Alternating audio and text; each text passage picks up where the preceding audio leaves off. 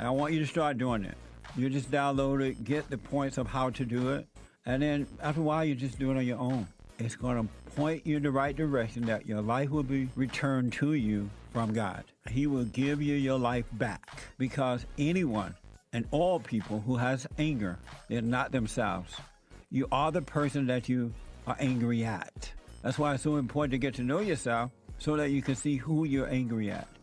And if you're doing the hooping and hollering prayers and things like that, some people get up, oh, praise the Lord, hoop and holler, bless my mama, bless my daddy. Continue to do it. Do both. You will see if you want to stay with the hooping and hollering or do you want to be still and know God. So my gift to you, no charge, at rebuildingtheman.com/church.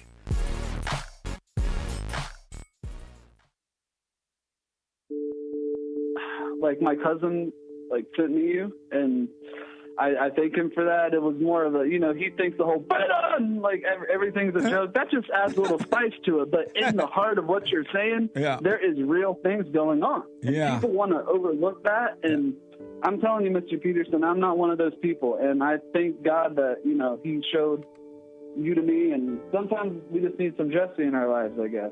I wish we had more brothers like you. We need more brothers like you. Because we don't have most guys that can, lead black people into the right direction. And I thank you for that, because a lot of people will be like, man, it's still going on. It's racism. Yeah. And I try to tell them, watch his show. Listen to this brother.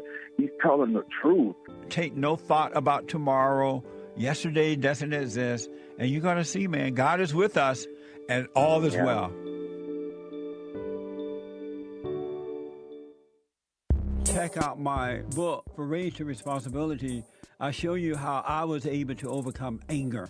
The spirit of anger was taken away from me. I had it. And as a result of having anger, I was insecure. I had doubt, worry, fear. I was in a fallen state and didn't know it. And it wasn't until I went and forgave my mother, who tried to turn me away from my father. I forgave my father for not being there and returned back to him. My spirit connected with his spirit, and through him, I was able to return to God. And I have perfect peace. Perfect love casts out anger. And when anger is gone, fear and doubt, worry, insecurity, suicidal thoughts, all of that is gone, and you are free. Amazon.com, Barnes & Noble, or if you want an autographed copy, you can go to my website at rebuildingtheman.com or call 800-411-BOND.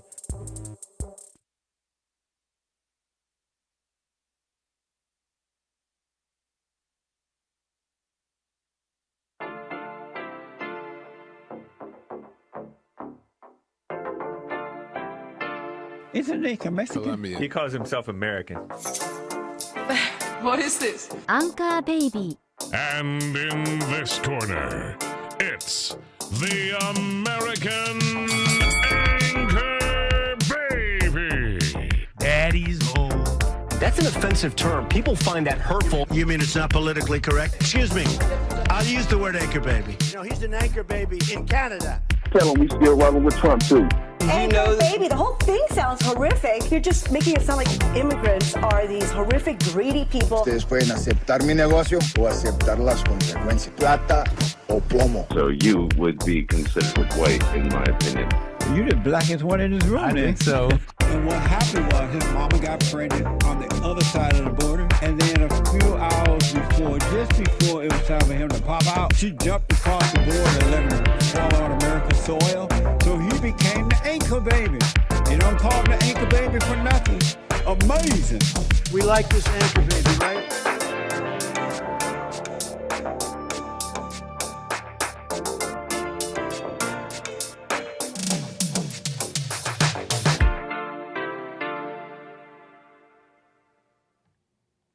Hello, I'm the American Anchor Baby, and this is my show. Thank you for tuning in on this fine Tuesday. What a fine Tuesday to be back with all of you today.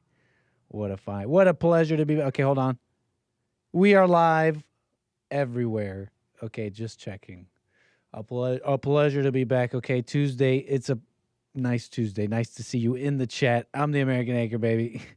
And we got him. Okay, we got him.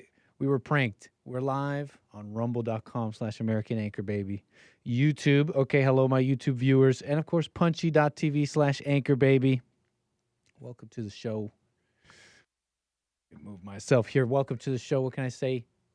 You could call in and all that. Tell you that in a moment. I'm welcoming all my folks. How you doing, Francisco, Kevin, Chris, Mr. Pink, Ivana?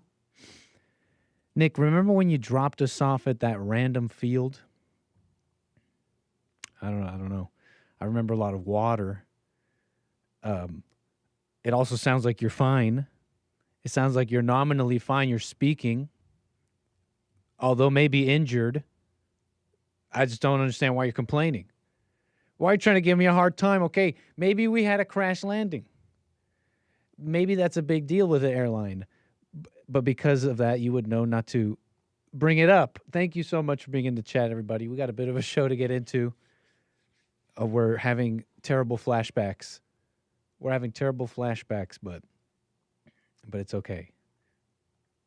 We got a bit of a show to get into. We got some stuff to get into. A little bit of this, a little bit of that. Let me pull it all up.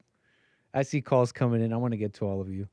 That's 888-775-3773. Some of the news, some of the major ICE, right? Deportations and all that. Crime. Epstein. I mean, that's the kind of stuff that's going on right now.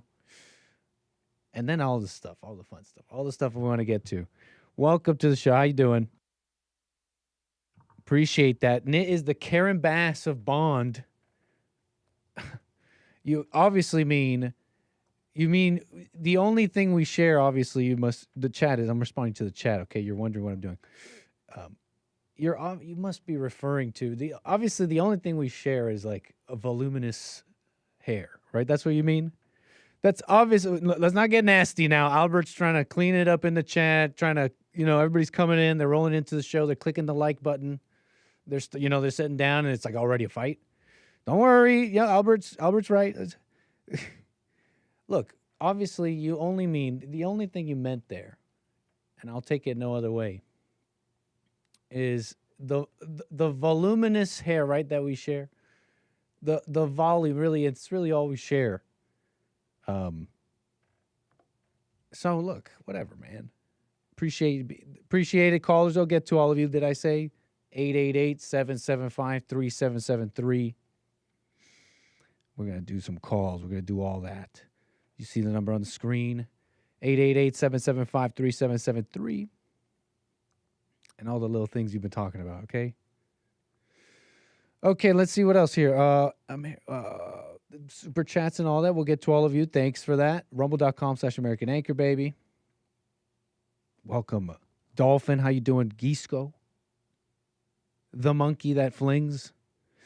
Thank you. Appreciate it. Now let's see what I want to do first here. I'll get to calls. I will. We'll do this shortly. I guess first we'll try and get through the news. So calls, news. We'll be done with the news in no time. I know that the ICE crackdowns, they're cracking down. ICE is coming back to LA. They're coming in strong. Hold on.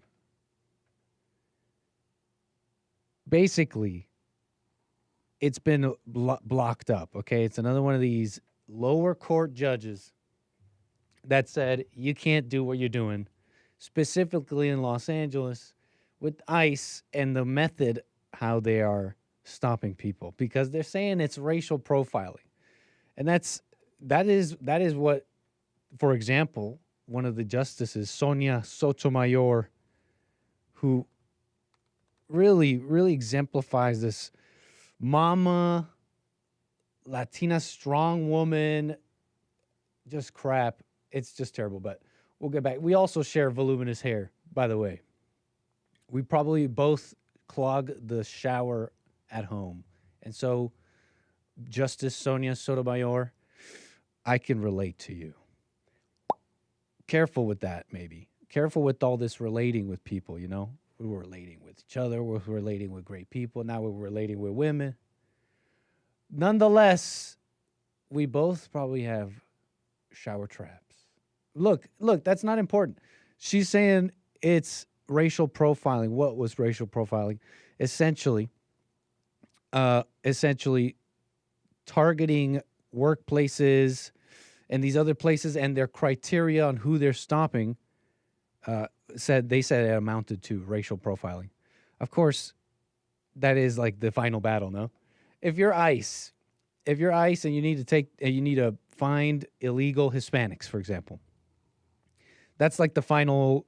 I don't know about final, but it's like a final boss in a sense. You know, it's like your last move. You got to say, well, that's just racial profiling. And if the fight goes away after that, you're like, okay, we get to keep the lie going on maybe another year, maybe another decade.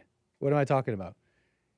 If you can't racial profile, then you can't do what you want to do here, what ICE wants to do here. Like, just have one example.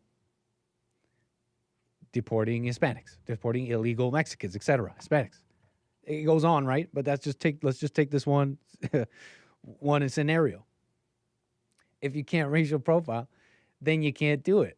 That's essentially what you got to do. I mean, it's not a matter of mistreating people or anything like that. It's due process. It's totally fine, anyways.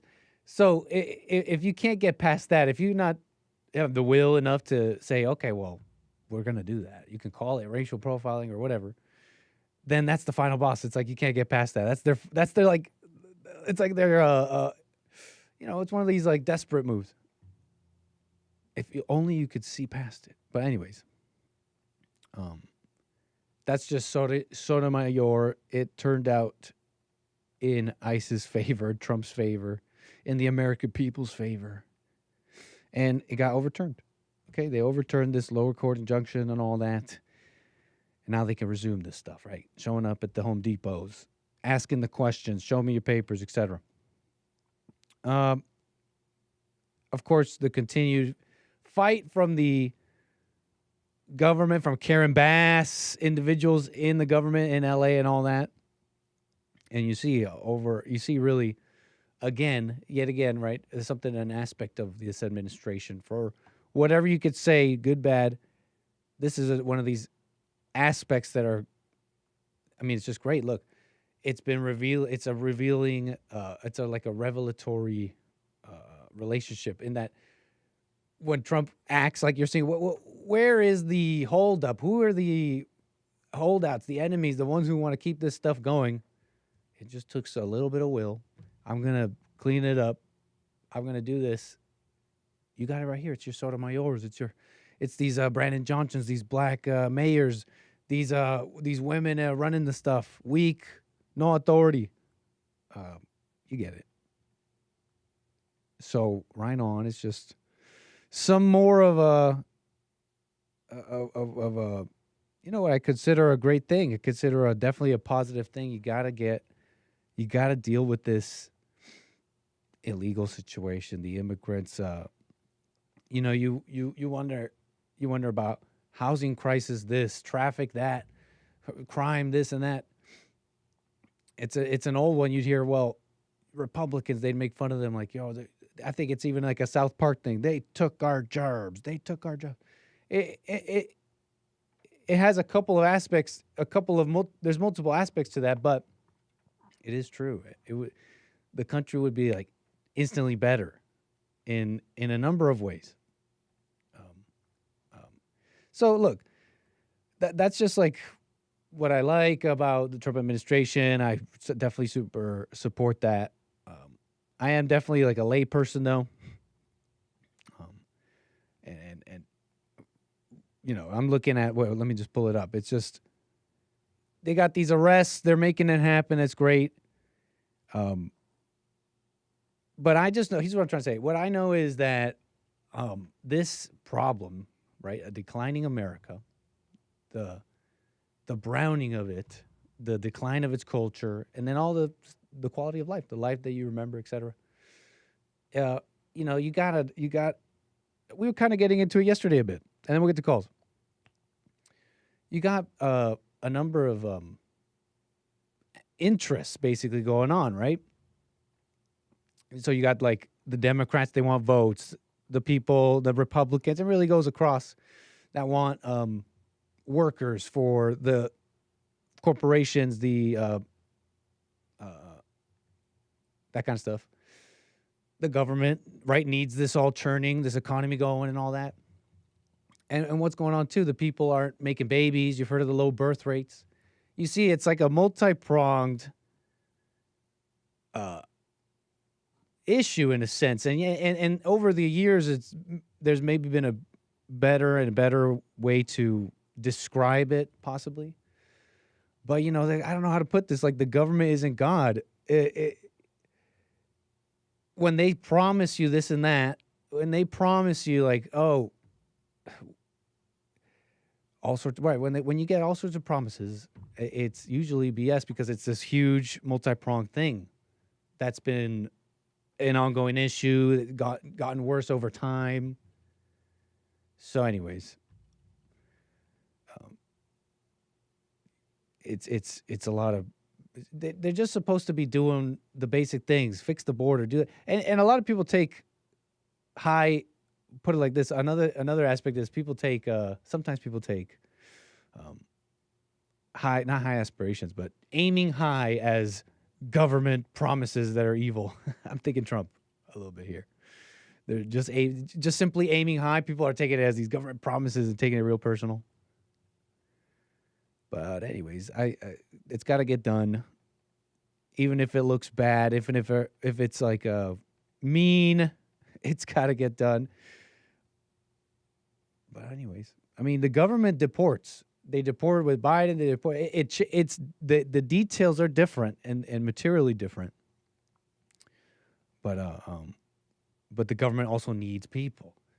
When they needed when people weren't working, right? Biden let a whole bunch in. It kind of makes sense. Anyways. ICE crackdown right on Mr. President. Got to make that happen. It's what people voted for, huh? This is what you people voted for, right? In the chat. That's you guys, right? That's all of you. No complaints. They took our. Hey, what's up, M. Madrano? What's up, Jep? Thank you, Lord Spike Protein. We'll get to you. We'll get to 888-775-3773. Anyways, ICE crackdown. Like, that was just some news. They're coming back to LA, and we'll see what happens with all that.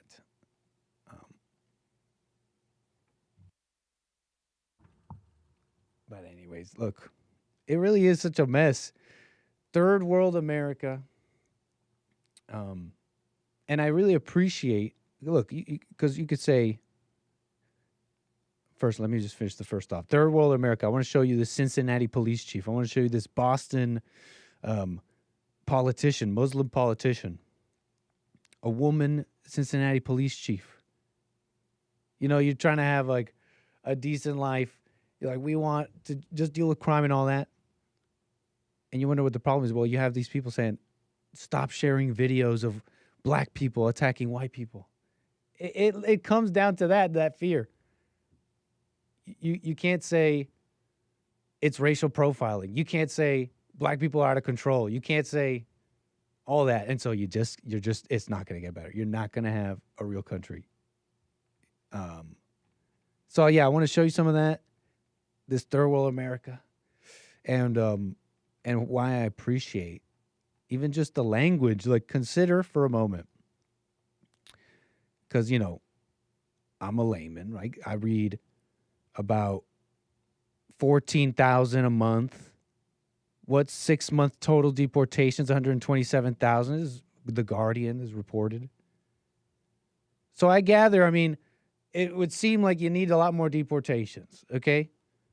If it's supposed to be deporting of all the illegals.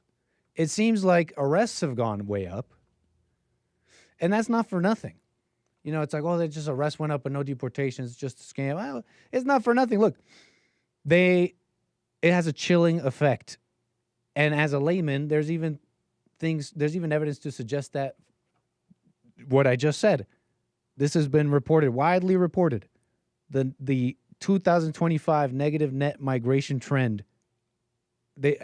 Everybody reported this.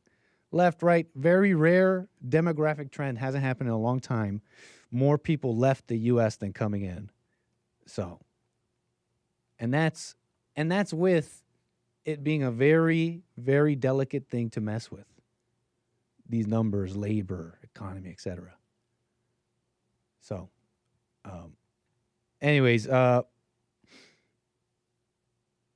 else here? Calls coming in. I want to get to you. Well, calls coming in.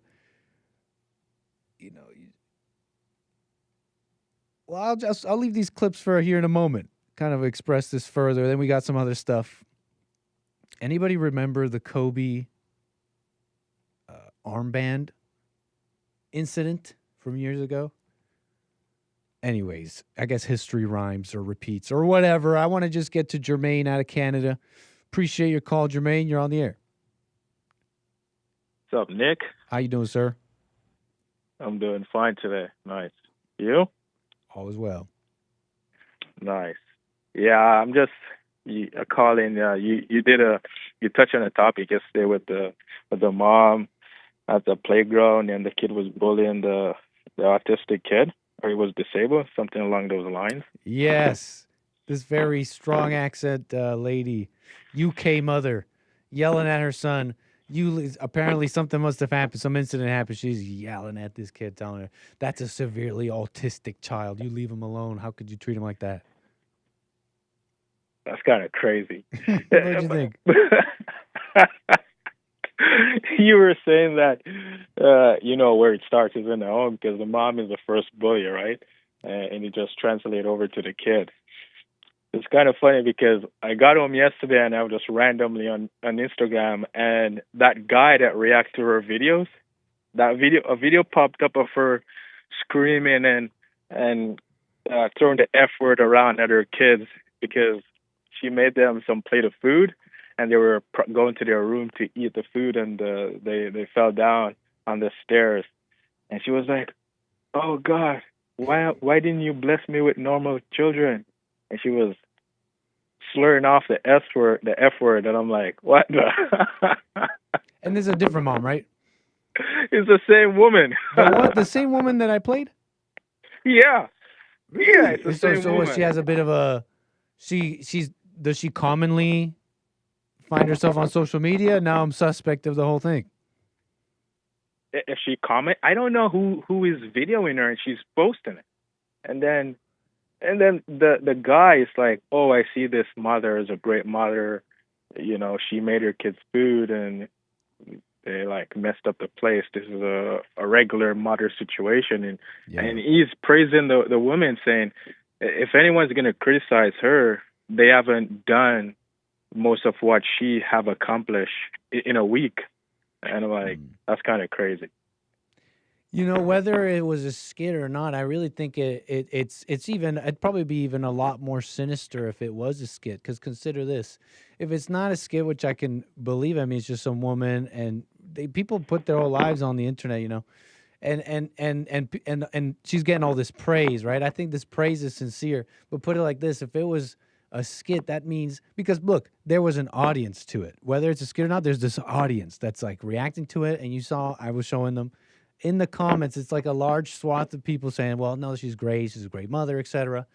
Now, if it's a skit, that means these people have found this audience. That means that the populace is degenerated enough that there's a lie that has gone through the people and ingrained enough that it's just like something that you can market now. It's something that you could just profit of. Is that easy? And that's like a sign of a morally degenerated people. No, they just take these lies and they become tradition. I mean, we call it tradition. That's probably all these backward societies. They hold on to probably all these customs and all this crap. It's kind of the same. That's how you can scam people. Yeah, it's normalized, I'm guessing, because they do praise her and say, "Oh, that's such a great mothering," and I'm like, I don't know. Maybe it's because we can see a little bit that we see. Like, this is crazy, but maybe if we weren't able to see, we're like, "Oh yeah, she's doing a good job telling her kids to not grab the food and run up the stairs and mess the stairs up." I could see that. Yeah, when you put it like that, I think I'm remembering possibly even thinking adjacent things at one point. But isn't it so true that, I mean, you're seeing the first bully, you're seeing the the first, the one that set off what could be a very dark future. I mean, it starts in the home. It really does. I mean, that's where it's really the same behavior. I mean, yeah, later on someone might adopt violence and all that, but the trigger is the exact same. The trigger is the exact same call and response that happened in the home. Yeah. I just find it funny, man, because I'm like, Nick was reacting to this same woman yesterday, and he just popped up on my feed. I'm like, yeah, it's a little weird. Insane. Yeah, though crazy. Yeah. Oh, I guess crazy gets you on the internet too, so I could believe it, man. Yeah, you're right. If it's a skit or not, it kind of highlights, the mother gets frustrated at the kid because she has to clean up after them, or they're not listening to her, traumatize them. And I think on Jesse, there was you guys react to another black guy that punched a lady in her face, shot her most of her bones or something along those lines. I'm like, because of the anger, those kids will take that on and grow up doing the same thing because they just react because they're just crazy like that. Yeah, it's the emotional response that's justified and not questioned. Everything else around it, it's like, okay, consider even just the language. When someone is reacting emotionally, the general kind of response is to say, well, you're fine to feel that. You're fine to think and feel and do all these things. Just don't, they worry about the end result of all of the precipitating causes. They just see the final result, and that's the only thing people can see. I mean, I guess it's just blind people, but they can't see all the leading up precipitating stuff. Yeah, because, just to say, watch yourself. And I'm watching myself, and people they will talk a certain way with a different tone. But because you feel like they're attacking you or the emotional feeling inside of you. And it's true because the emotion comes, but the thought actually comes first because you're not realizing that you're in your thoughts. And because you're thinking that this guy is attacking you verbally, you feel the need to defend it. Yeah. So you react to it, and it's the thoughts that's driving you. And it's interesting to watch it, but really it's just the anger and evil in them that's trying to draw it out in you as well. So it's kind of funny. It's really interesting to see. That's for sure. Yeah. People's behavior is endlessly interesting to me. Yeah.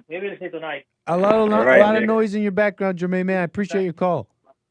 All right, Nick. Have a good show, man. All right, bye. Call me again. Talking that island talk. That was some of that island talk in the background. Were there some Badmans? Excuse me, Jermaine. Were those Badman?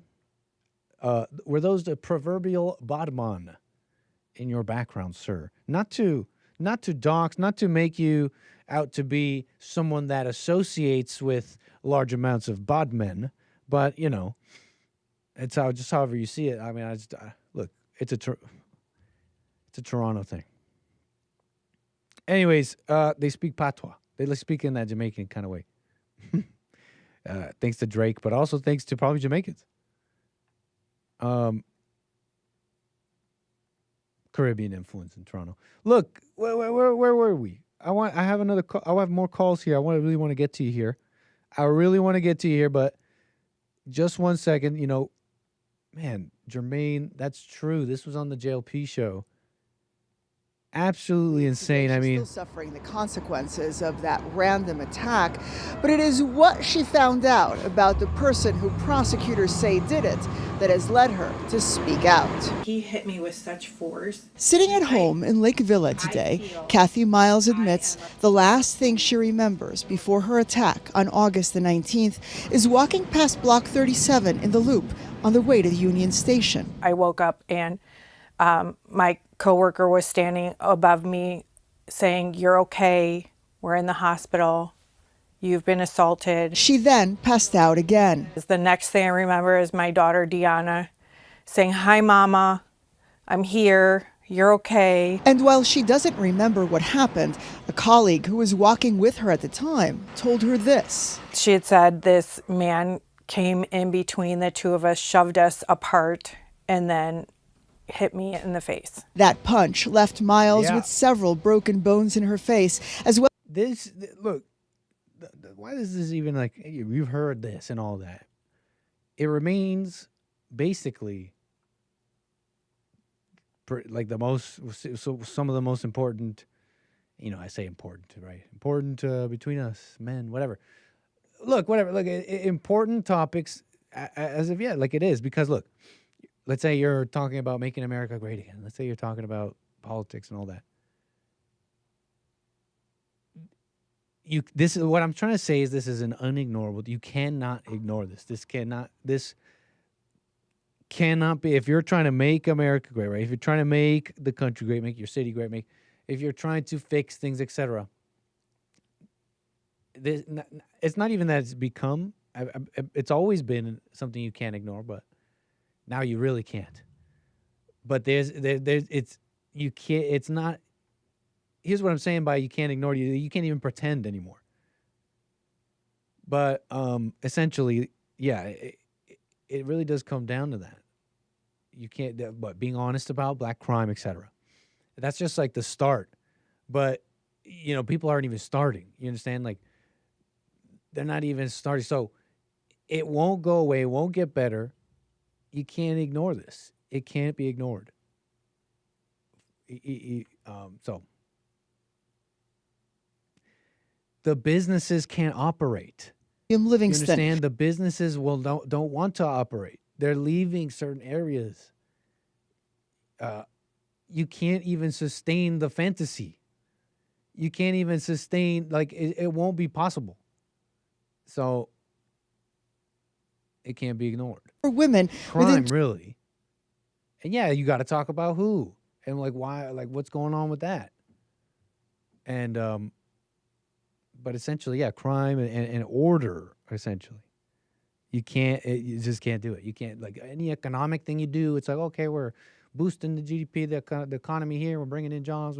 It doesn't matter. We're gonna build a new housing plan here. We're gonna build a new awesome mall strip here, a new development. We're going to build new public transit. Psh, we're going to build more bus lines and stuff. Yeah, right. Like, who's going to use them stuffs? I don't know why I said it like that. Who's going to use it? I'm just on one, okay? You're punching a 15-year-old girl, also on North Michigan Avenue. I'm not going to let someone speak for me. I need to speak for myself. I need to say something. If I say nothing and something... He does this to that's his thing. He just goes around and punches women. Like, that's literally his thing. So anyways, look, we'll get back to this. I got my calls holding here. And I appreciate the patience. I want to get to you. We'll get back to the news and all that. In a moment.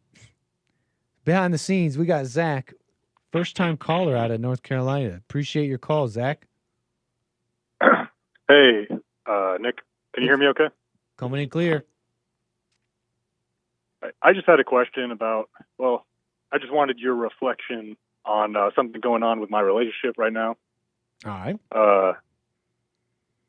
So my girlfriend, I proposed to her at one point, and this relationship began with kind of a lie on my part, but I didn't really consider it a lie at the time. So like a long time ago, I had a child, and the mother moved to another country, so I was trying to reunite us. And the first time I tried, she didn't want to, and then I tried again, like a year later or so, and she kind of wanted to, and then like it fell through. It would just like start and then stop. Anyway, At a certain point, we had like agreed that I would get an apartment and she would live there with me. And I got the apartment, and then I invited her, and she said she didn't think it was a good idea anymore. And no explanation. And so I gave up. And after a year or two, I started to try to just begin my life elsewhere and have a new relationship. And I kind of just emotionally had to disconnect and move on. So when I got into another relationship, I did not tell her. When the question arose, like if I have kids, I said no, because I considered myself not to have a kid, my child. And so I guess my first question is, would you consider that like just an outright lie, or did I have any grounds? Yeah, it was. I'm sorry? Yeah, it was. You asked if it was a lie. I said, yeah, it was. It seems it sure sounds like one. Yeah, okay. So I don't know if it's just something you told yourself, like, well, I just don't have it with me now. I don't know if her question even that specific. Do you have children with you now, like around you? Like, was the question just simply like, have you had children, like how most people ask? I'm not trying to pry that deep into all your world. Please stop me where you should. No, it's just the question was, do I have children? Right. Like, on the Facebook app. And, this wasn't a question that this woman asked you. This new woman asked you. I don't believe she asked me, but if she did, then it was the same. If she asked me if I ever had children, I would have said I've had a child. But I played the game like the gray area, rationalizing. That's what I'm saying. Yeah, and you did. So you would know better than I, but yeah, that's just. It sounds like you lied. It sounds like you just kept that. You didn't mention it or whatever. Yeah. So why'd you do that? Definitely. I'm sorry? Why'd you do that, you think? I did that because in my life, like in my mind, I was just thinking, I felt like I had to completely give up that situation because I wasn't able to make it work in any way with my child's mother. So, I guess in doing so, I kind of framed it in my mind like, okay, I don't have a son. Like I can't. It's although I still wanted to be in his life at some point. At the time, it was just proving not to be a possibility. So, in my mind, I kind of came to the conclusion like I don't have a child.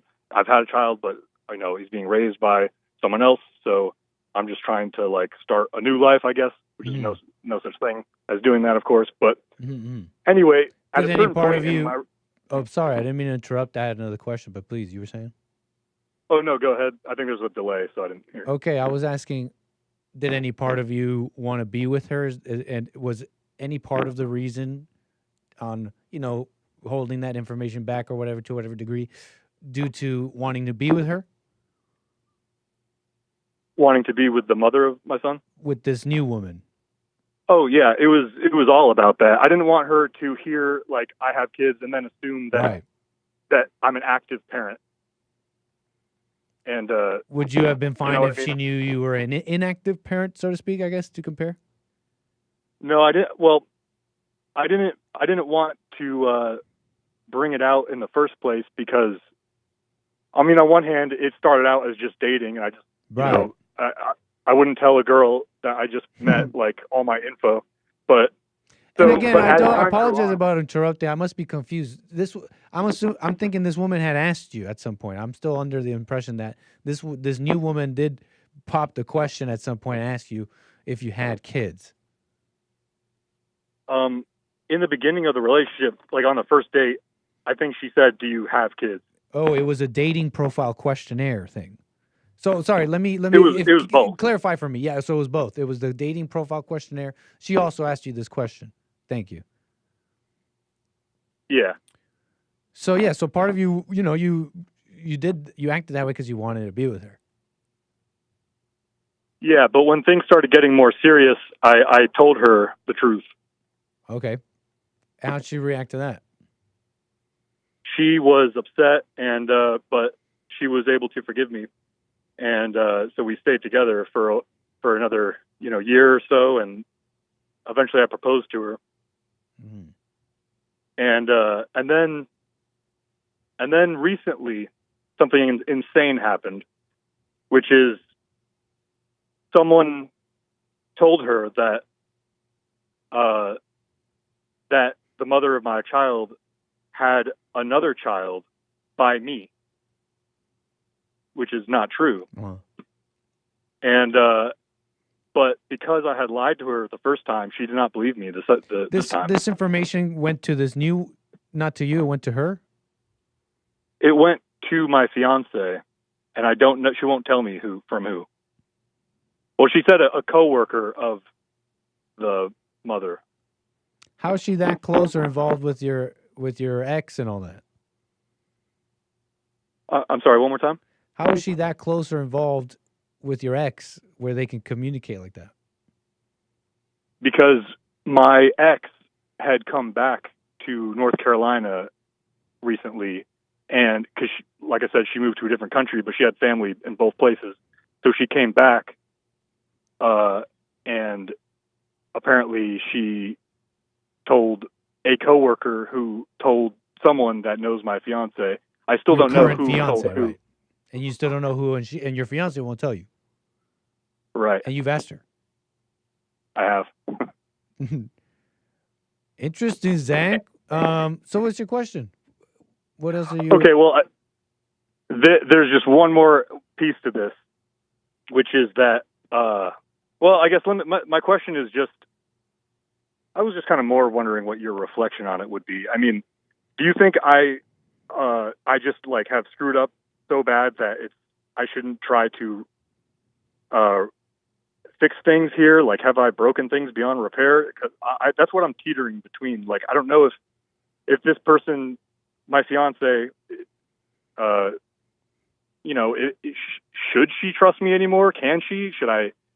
I mean, because I still, you know, I still love her. Wasn't this a while ago? I'm sorry, one more time? Wasn't this a while ago? Are you telling me that she's holding this over you, you not being honest about the child thing? Is she holding this over you currently? Yeah, I mean, in a way. I thought you said she forgave you. No, she forgave me. Oh, yeah, well, that's the thing. She forgave me, but she still will bring it up sometime. You know, like anytime I do something. Oh, that kind of forgiveness. Okay, I got you. Yeah. Okay, yeah, that kind of forgiveness, the one where you don't forget. Right, exactly, and that's why I think like I don't even though, however great our relationship seemed to be, she still, you know, I screwed up in the beginning. She hasn't forgiven me for it, and I just wonder. And you're wondering if she should trust you even, but she won't tell you about who's given her information about you and your relationship and talking with your ex and your baby mama and all that. Right. Yeah, she really. But you're wondering if she should, how can she ever trust you? I guess that wasn't a question for me. That was maybe nasty. I don't know. What was? No, that's a good question. I mean, that's the question. I mean, but let me ask you this: do you in your thinking, like for example, you described her, you know, not really forgetting this, kind of like bringing it up, still kind of bothering her or whatever, and the things you've described so far, in your estimation, in your thought, how do you think that will change when you get married?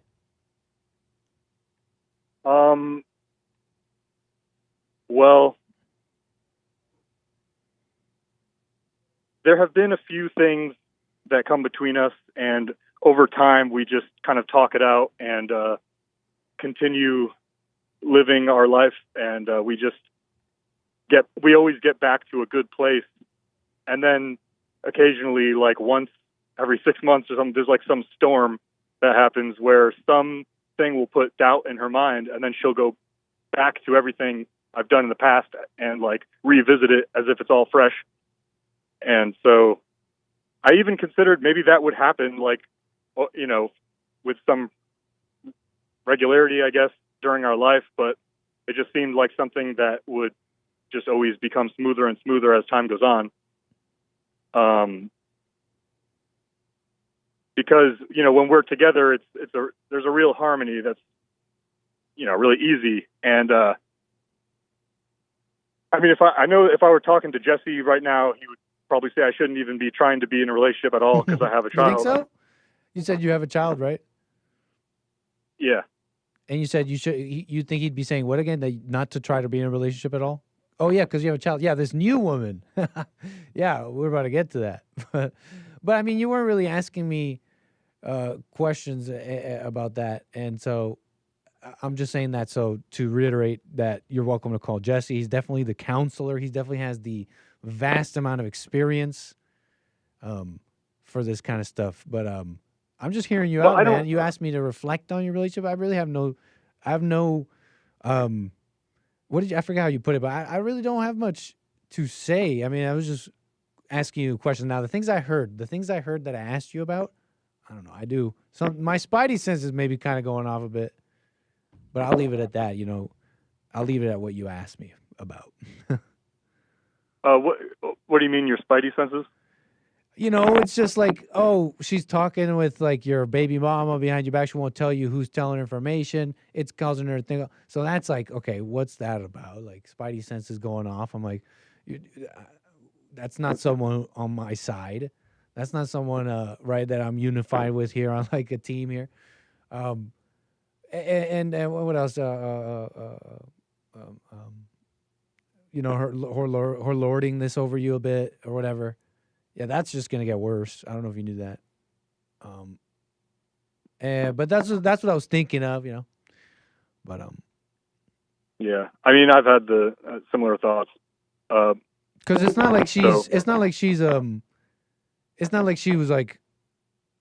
What I'm trying to ask is she like seeing how she's wrong for that, or is that not even a thought in her at all? Like, oh, I'm wrong for holding this over. I said I forgave you, but I keep bringing it up. But I'm sorry, I'm wrong for that. Like, none is there like at all. I guess what I'm asking is she working on herself at all? Like, is that something even in the world here? You mean the fact that she keeps lording that over me? Yeah, I'm wondering, does she see she's wrong for that at all? Because I'm saying that's going to get worse. I'm saying that's just going to get worse. But I guess before I am too sure of that, is she working on that at all? Yeah, she does. I mean, because every time we have one of those like storms, as I refer to it, she usually apologizes after and says like she knows she was like swept up in her emotions, but she can't help it when she gets that angry because she can't think straight. Like she knows she doesn't think straight when she's that angry.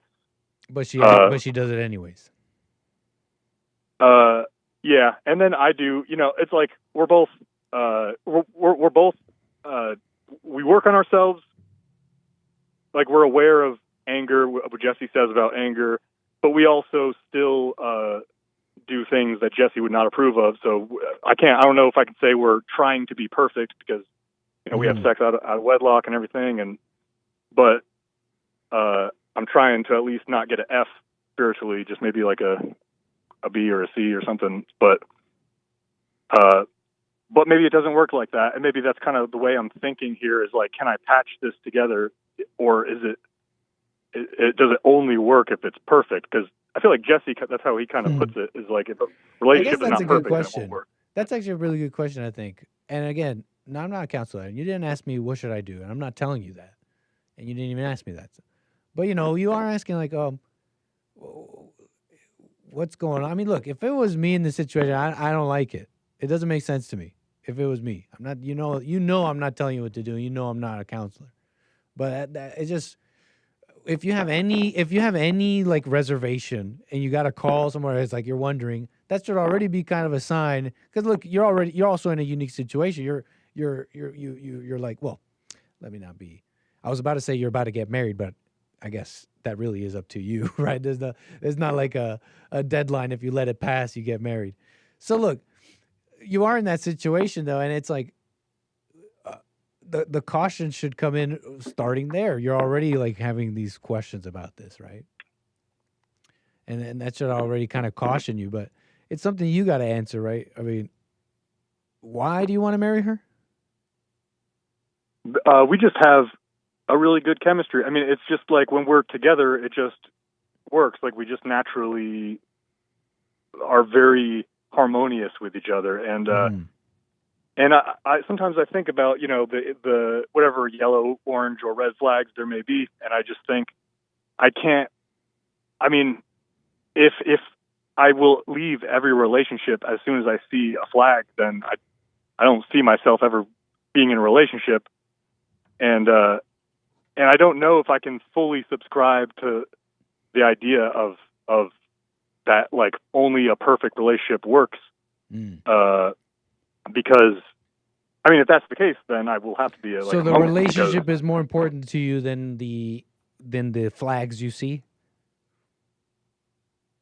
I guess that's my kind of internal battle, because I mean, it's like the relationship works until there's some crazy thing like this happens, and then right. And at this point, it just seems like I'm not.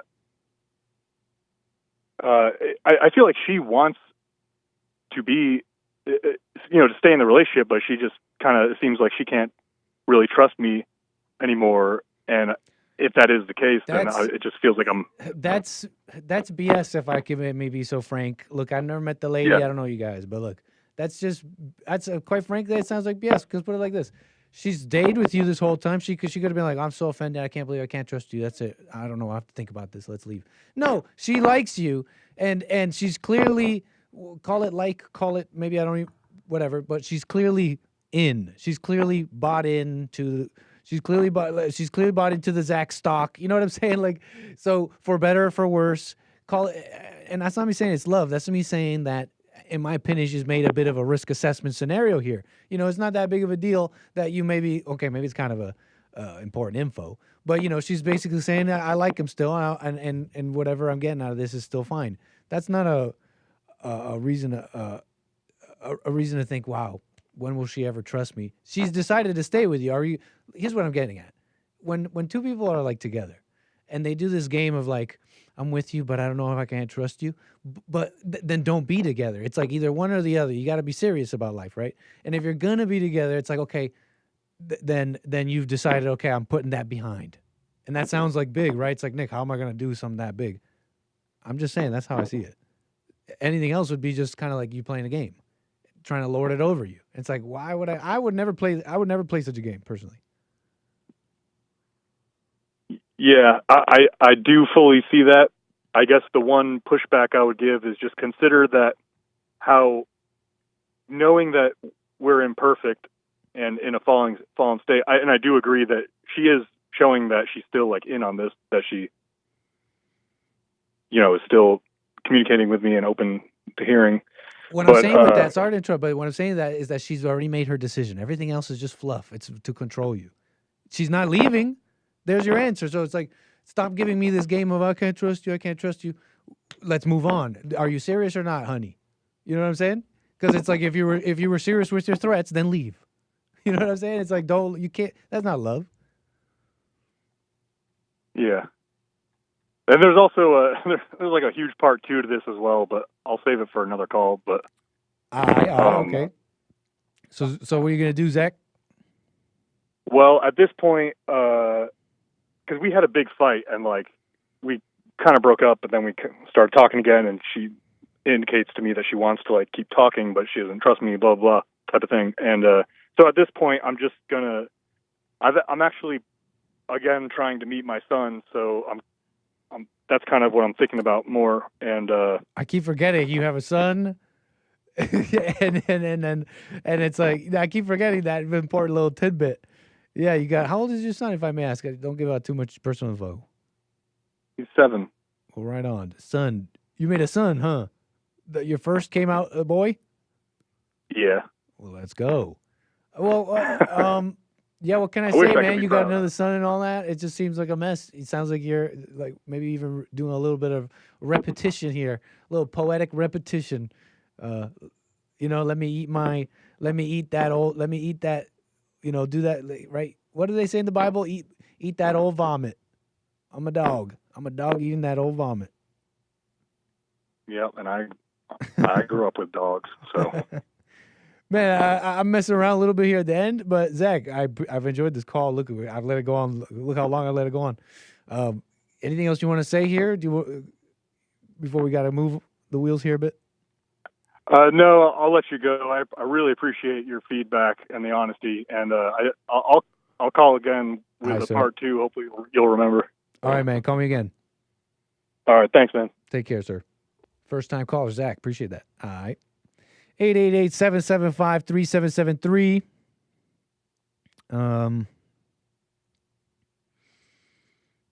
Amazing.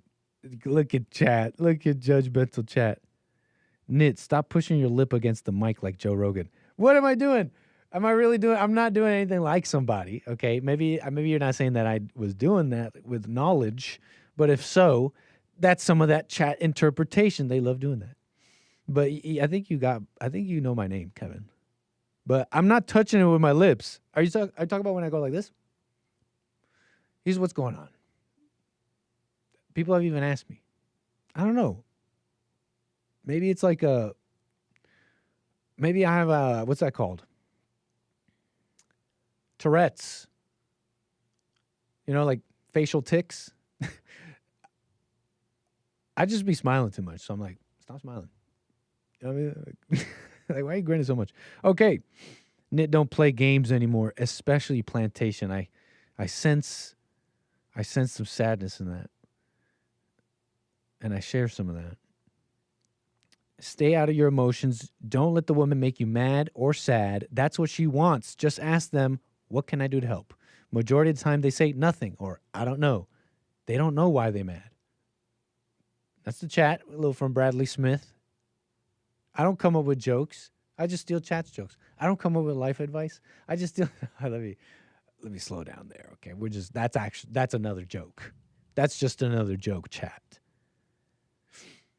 But I do like reading you guys here. Appreciate it. We'll get to the super chats and all that. More calls, 888-775-3773, and more topics here in a moment. Let's keep it moving here. So, yeah, what's this about a popping? Okay, you guys are hearing popping. Is that so? Pop, pop. What kind of popping are you hearing?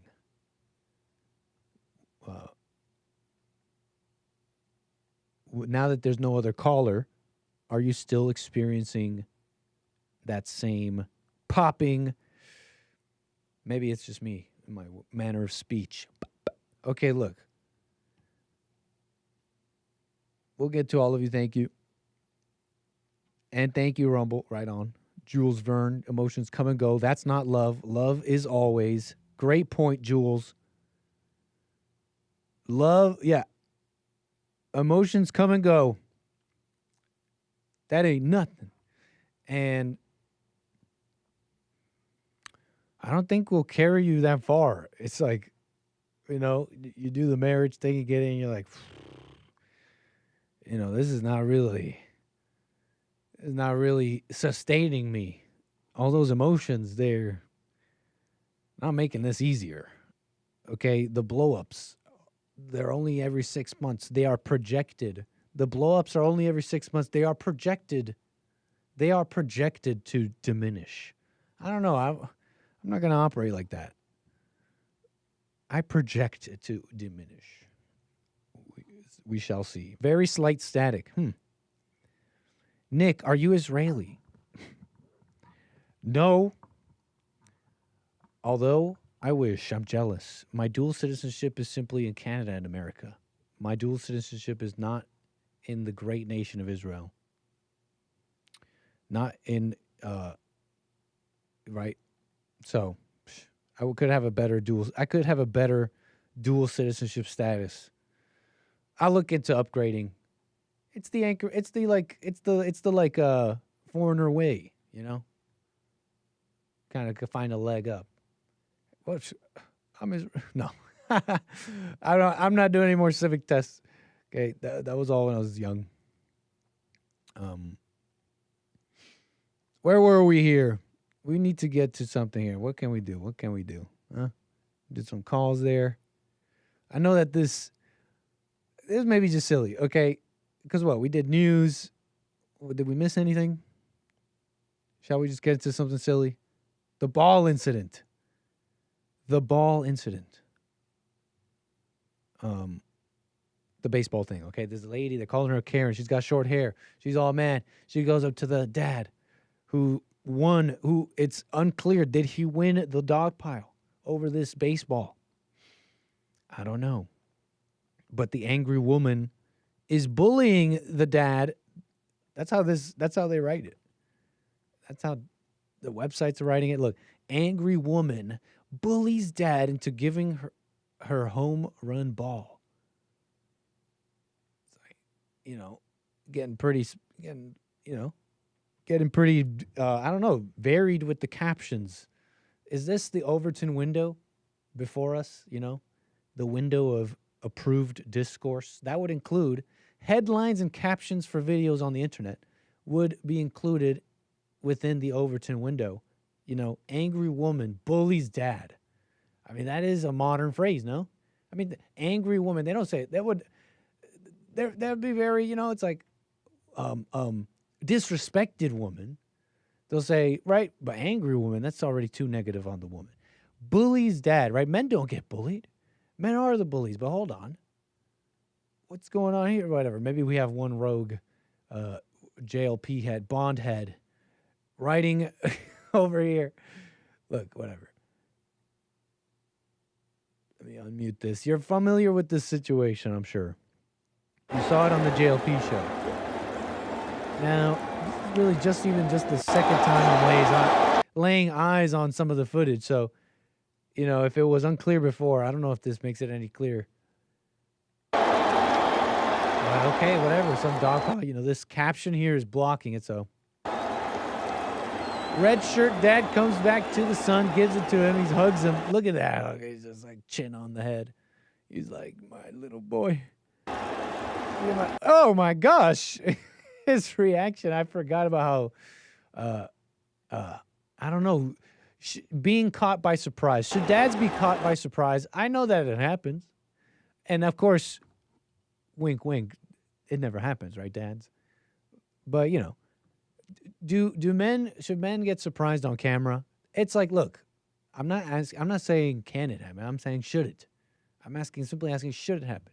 And I think there's an argument to say I don't think it should. I don't think dads, maybe possibly even men, shouldn't be surprised by women, right? That they should have known was there. Maybe. I'm trying to let this play. Hold on. Difficult website to use. And what is that reaction? Arms up. Okay, if there's another thing that should not happen, maybe it's that. Okay, maybe you got surprised, but did the hands have to go up like that? In a, I don't know, just pure surprise and fear. Okay, you can have it. Go away. Okay, fine, you can have it. I don't know. I don't like any of it. The ball incident. I know that you heard Hake, and he's like, okay, I don't know, maybe the lady had it. Maybe she felt it was hers. I mean, that's why she went up. All interesting points. In fact, such a discerning point of view reminds me of the lack of discernment at another moment, legendary moment. I don't know, whatever. It was a viral thing that where fans fought over something similar, not a ball. And in this one, I'm gathering the so-called, as they call her in the news these days, folks. That's how they are. This Karen. I gather she is the villain. Okay, they're calling her angry. They're calling her a bully. And that's just one thing. I've seen it elsewhere. That, it shows me, I don't know, I gather she's the villain. Easy villain, right? Short hair. Kind of an easy villain, right? Short hair, thick rimmed glasses, and it's like, bleached, and what are you, a feminist? It's like, right? Easy target, so to speak. Anyways, that is the general consensus. She's the villain, but okay. Remember this villain? Some of you probably don't even remember how this one goes. But okay, Kobe. He's not around anymore.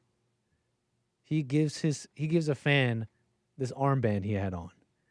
Throws it to the crowd. Fight over it ensues.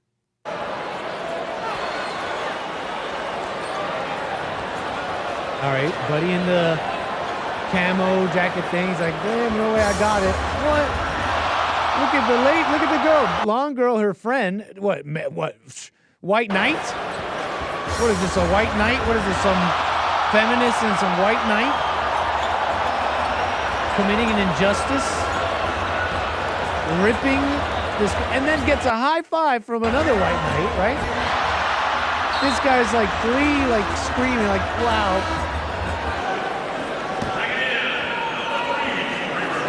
Vicious Lakers fans, led by the most vicious of them all, the woman. Right? I remember. People in the chat remember this. Right, simps? Why are they robbing that man? I see you, chat, right? I see you. I hear you. Why are they robbing that man? Hold on.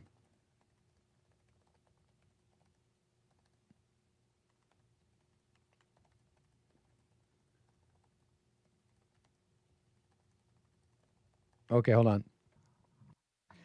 Yeah, so anyway, some of you might remember this. She was the villain. She's the maid. She was the super villain, like F this girl, kind of, I think, a bit of an old moment. But here's what you don't remember. Here's what you don't know. Here's what you don't know. A little bit about perception and all that. She was actually not the villain. She was not the villain. She had shouted, and in the longer clip, you can see it in this Reddit thread where this lady, she goes on the internet to explain what happened and give her side, whatever. She had become this villain, right? So she felt like she had to defend it. And I guess it was that bad. If I remember, she was not like an internet person, like on Reddit or anything. The story goes, basically, she shouted at Kobe. She had said, and I believe this was even reported, like in the news or whatever, she shouted to him, "Can I smell it?" Famously, she's like, "Can I?" She was yelling at Kobe. Kobe saw her and threw it at her. That's basically the story, right? You're like, this guy, the injustice of this man who got robbed. Now when you see it, now that I told you that, doesn't the whole story change? Now it's more like, oh, Kobe was throwing it to her. This flimsy little armband, you can't really throw that kind of stuff. It doesn't make it. Guys in the camo is sitting there like, okay, I caught the Kobe armband thing. Oh, okay, what should I do? I mean, this seems kind of valuable. Like, I don't know. You can see him kind of debate it, right? You know, you can see his friends next to him go like, maybe give it. Come on. The other one kind of pulled back. The bigger lady with the Los Angeles one maybe kind of felt like, no, keep it. This is all kind of fast, on the fly. Call it a little commentary on perception. It was a funny thing. R.I.P. Kobe. I see you in the chat. But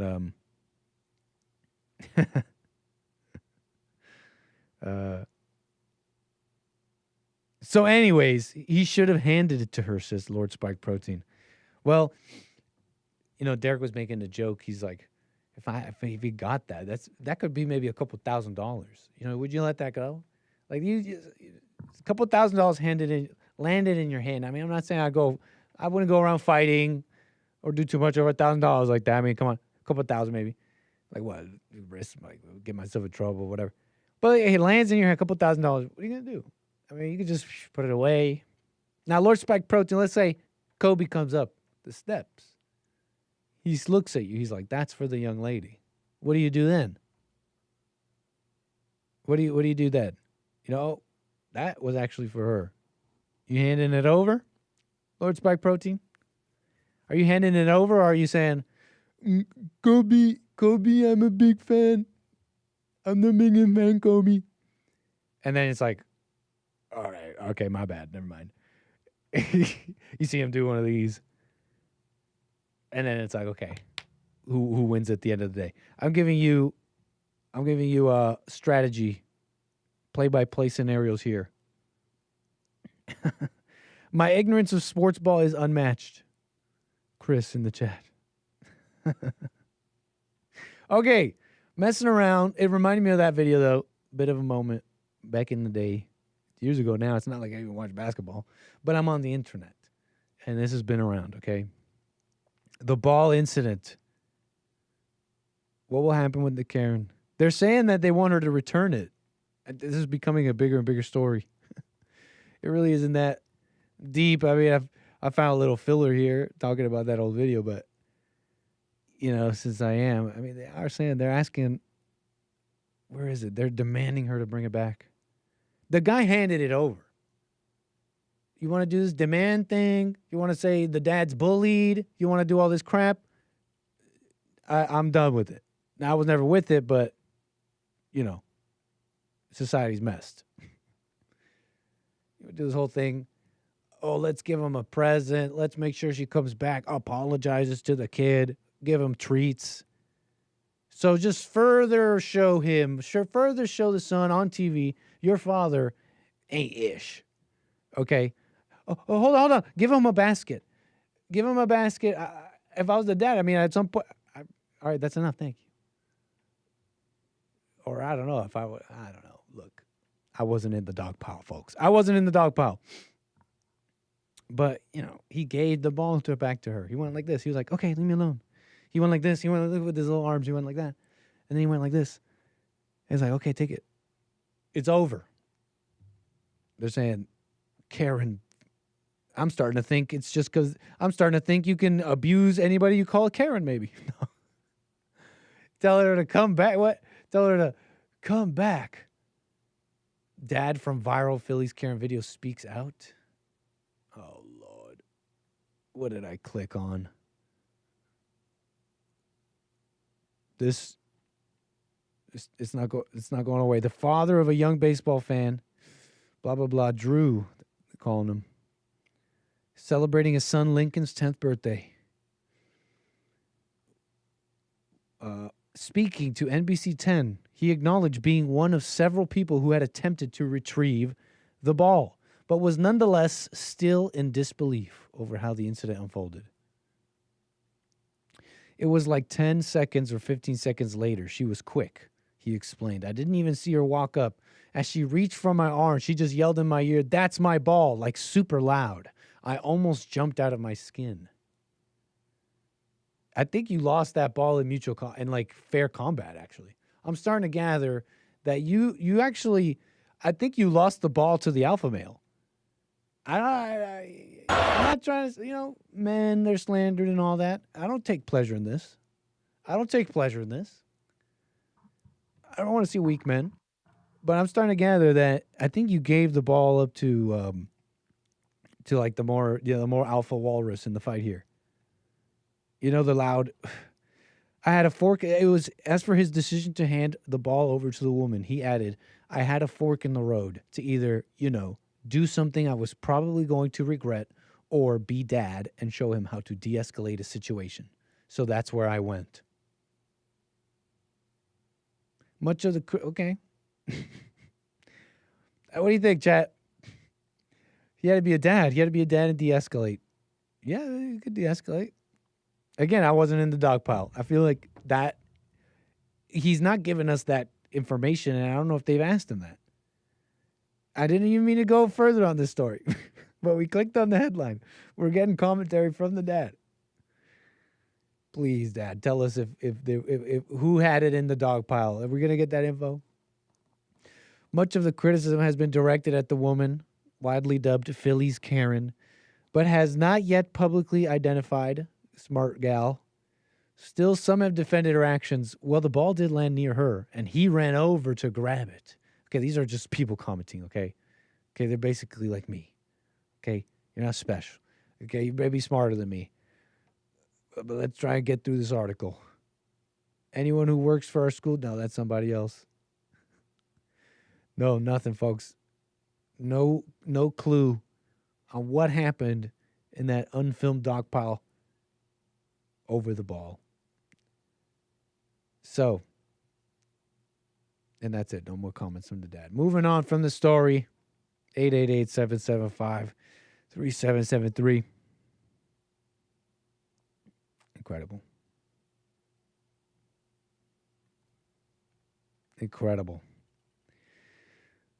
But, keeping it up. I'm going to keep it moving here. A couple of stories here. Human interest, whatever. I feel like I'm missing some of the news. We did it all. Where something that struck me. Something that caught my eye here. Nobody's justice. We got Amy Coney Barrett. Let me pull this all up. You know her. She is a Supreme Court justice. Trump appointed, right? What is it? Trump nominated? Forget how that works, right? They nominate. Amy Coney Barrett. They call her a conservative Supreme Court justice. They call her that. And anyway, she's making some headlines or whatever with some commentary. It really strikes me as an attempt to I gather Amy is a woman that's thinking about her reputation a little bit. Okay? How people see her, how she's perceived. Amy Coney Barrett says, I'm nobody's justice. And whatever. It was like, they were going to comment on this. And it did. I thought about it more. It's kind of interesting. She's like, I'm nobody's justice. Yeah, she's trying to be, you gather, she's trying to be impartial. I'm not beholden to Trump. That's what you gather, right? When Amy Coney Barrett was nominated to the U.S. Supreme Court 5 years ago, her supporters assumed and her critics feared she would be a reliable vote for President Donald Trump. What a mess that's been, huh? So did I. No, I didn't. I didn't think that at all. Let me be clear. Anybody smart did not think that at all. But, nominally better, whatever. So that's what they're writing here in this article. But in an interview with USA Today, Barrett declared, I'm nobody's justice. Indeed, she has been more independent than either faction thought at first, and is now seen as an occasional swing vote on a solidly conservative court. Nobody's justice. I was thinking about how there's something wrong with the fact she has to say that.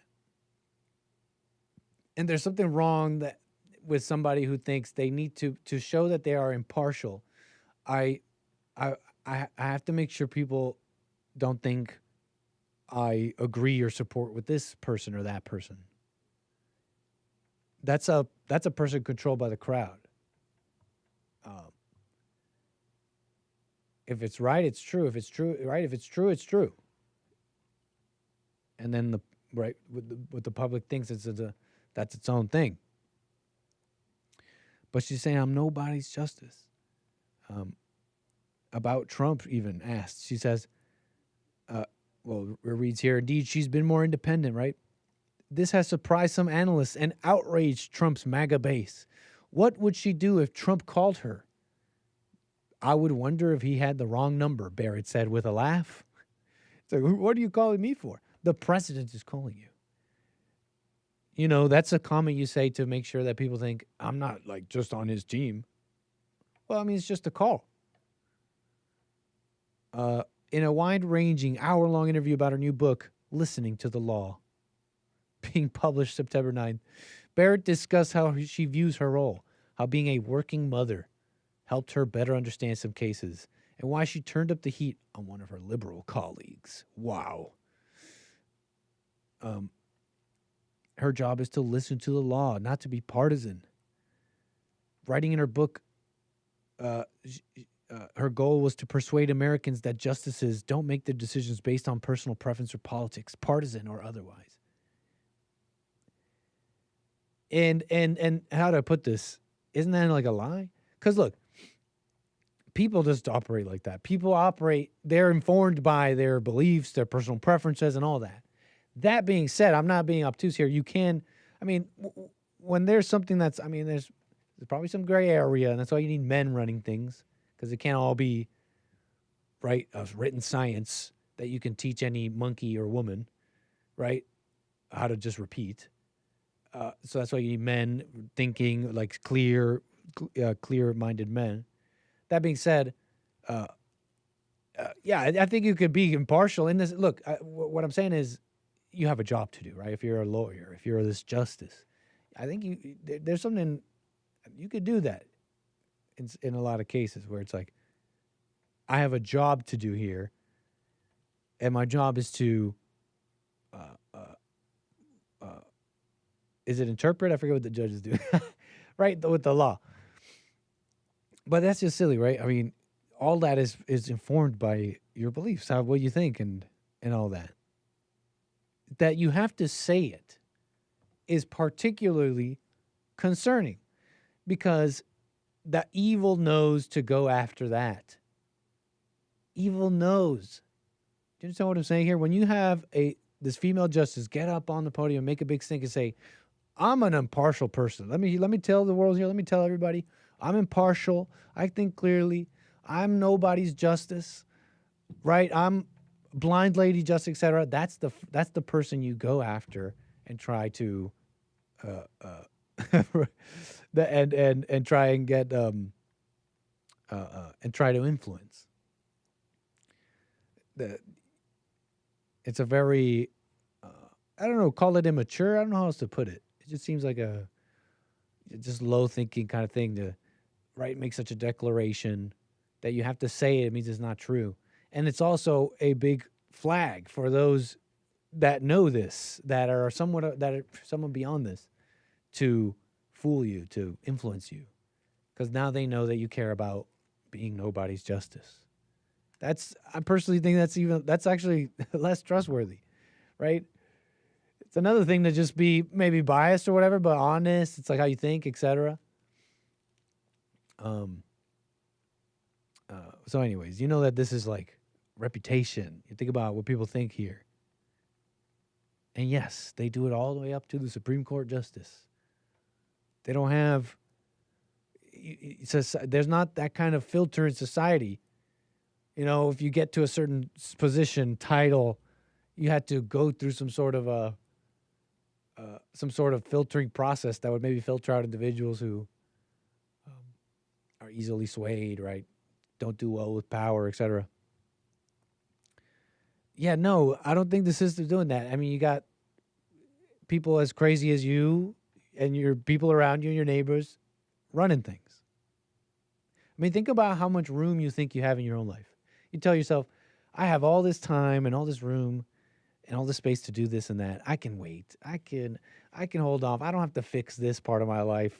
I still got time. I still got room. Yeah, that's how they operate in the government.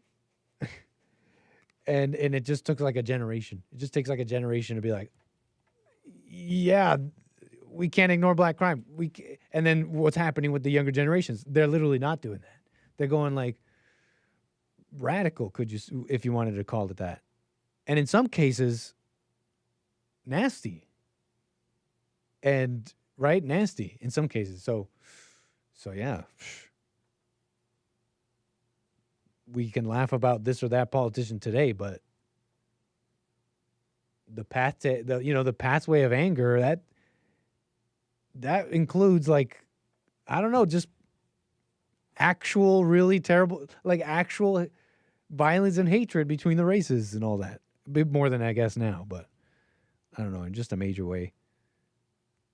So anyways, nobody's justice. I just kept thinking about that. I thought it was silly. It's like, okay, Amy, you just told the enemies who to go after. The self-declared clear thinker, impartial justice, Lady Justice Amy Coney Barrett, who specifically is making the point, hey, I'm not Trump's guy, okay? I'm a free person. You're controlled by all the people saying that you are Trump's guy. It would be evident. It would be self-evident. And I think about someone like Clarence Thomas even. Some say, some lob like a kind of like a sycophant criticism to him, like, oh, he just kind of say what Trump is saying, or like, I've heard something like that. I've heard something to the effect of that, where he's just not even thinking for himself, right? You'll just do what the Republicans or what the conservatives are doing, what the white man's doing. I've heard that, I swear. But I get it's clear to me that all I'm trying to say about I'm trying to just make an example, describe an example of someone that might seem like not impartial, but it's just really an honest person, and you don't like it because they're honest about what they're really thinking, and it disagrees with you. So, anyways, I'm impartial. I mean, that's enough out of Amy. That's enough out of Amy. 888-775-3773. Thank you for that, John. Appreciate that. I want to get to some of these super chats and all that. We got some supporters here. Thank you for that. You guys are coming in strong. Wow. Coming in amazing with these coffees and super chats. Eric here. Let me start it off. Thank you, Brian. Thank you, Wata. I appreciate all those coffees and your commentary yesterday. Some more anonymous coffees here. Wata, appreciate that. That's a lot of coffees. That's a lot of coffees, Eric. I appreciate that, man. Let's see here. Eric with a more of a lengthy one, but let's get into it. It's not too long, I think. Let's see here. Eric, appreciate the coffee, says, Alex is playing with fire. Subjective morality is saying right and wrong don't exist. By the way, who is the subject? Who are you, Alex? Eric asks. Sin is forgetting what's wrong with you. Then you assume an identity and go unconscious. Cigarettes, joints, heroin, and thrilling succubus encounters create unconsciousness. To experience hell, you have to be unconscious. If the purpose of life is to overcome hell, why create unconsciousness? No, that was a question. Eric is responding to some of that call with Alex, individual who, I forget, he's got some issues or something. He's got like major issues or something. That was a question. The path is narrow and few are those that find it. Do you think cigarettes and joints are on the path? Eric says, I know they're not. I don't have to think about it. Well, here's the thing, Eric. You know,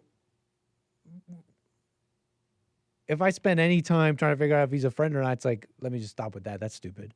But I have encountered before, I've encountered plenty of times before this kind of commentary, and I'm sincerely not even sure if this is how he meant it, but there are basically people that are pretty mad at Jesse, and they just like, they think insane things, and they say, they sometimes find themselves doing these sins that they want to overcome, and they'll be listening to Jesse and they like him or whatever, but they can't stop doing those things, and they'll hear him say like, "Oh, you just have to have more awareness." They start getting mad at him. They start thinking, "Well, I have awareness. Why can't I stop?" Or they'll say, they'll flip it, right? They'll think, well, this guy's some kind of heretic, some kind of bad false teacher. He's trying to tell us to, do evil things, but with awareness, do heroin with awareness. It's like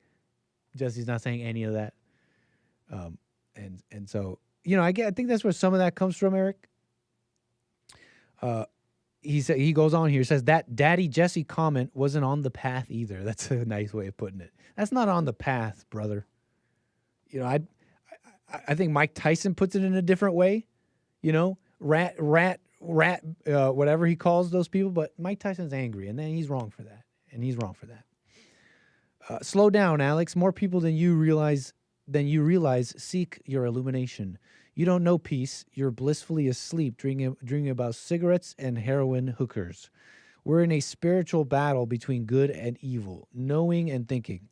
You never had a life to ruin or a relationship to destroy. That's a story, an illusion, a dream. Anything you think you lost hides in the shadow and controls the ego.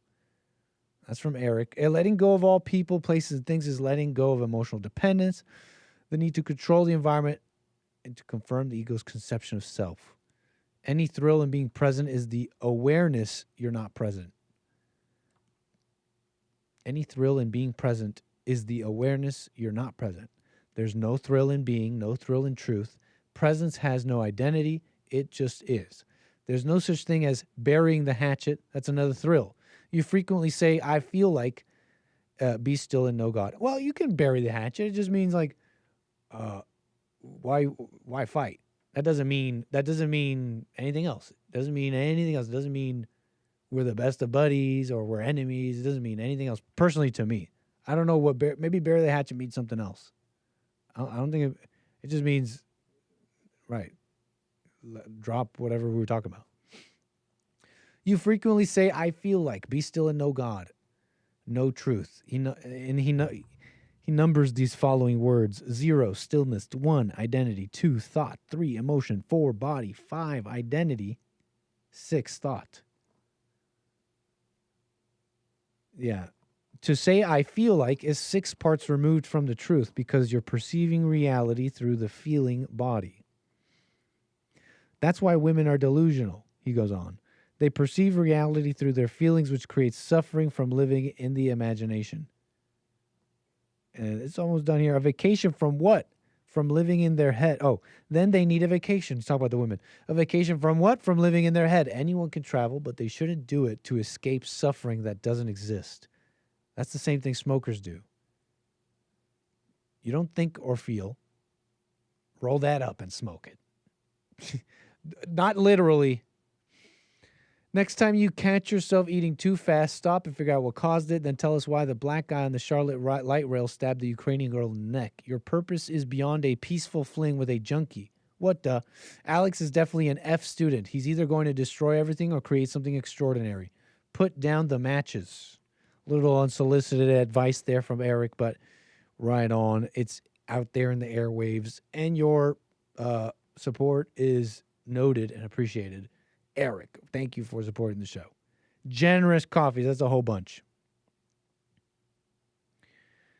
All right, amazing. So let's see here.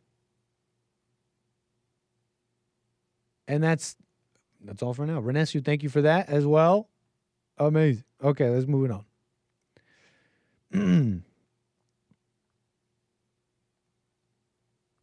I think that's everything. I want to make sure I got it all. Thanks, everybody, for the support. All righty. Look, I forgot to show you this. I just saw this. Oh, yeah. This was way earlier. Little Revolver article. Laying out an interesting scenario going on. Boston. Okay, Boston's last vestiges, whatever. Enduring state of DEI. Is it the last throes? The enduring regime. Look, they're paying for it. So maybe. They call this lady a DEI darling. Former city council member Tanya Fernandez Anderson. Wait, that's not Tanya. Hold on. Yeah, this is Tanya Fernandez Anderson. Doesn't she look like maybe like more like a American black wearing the wrong religion stuff?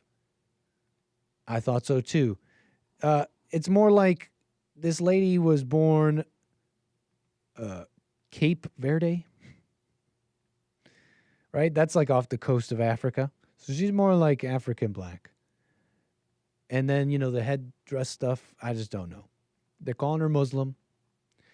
Boston's Muslim politician from hell gets absolutely smoked by karma. And so Tanya Fernandez Anderson stood in court fresh off a conviction for pocketing taxpayer cash in a city hall bathroom.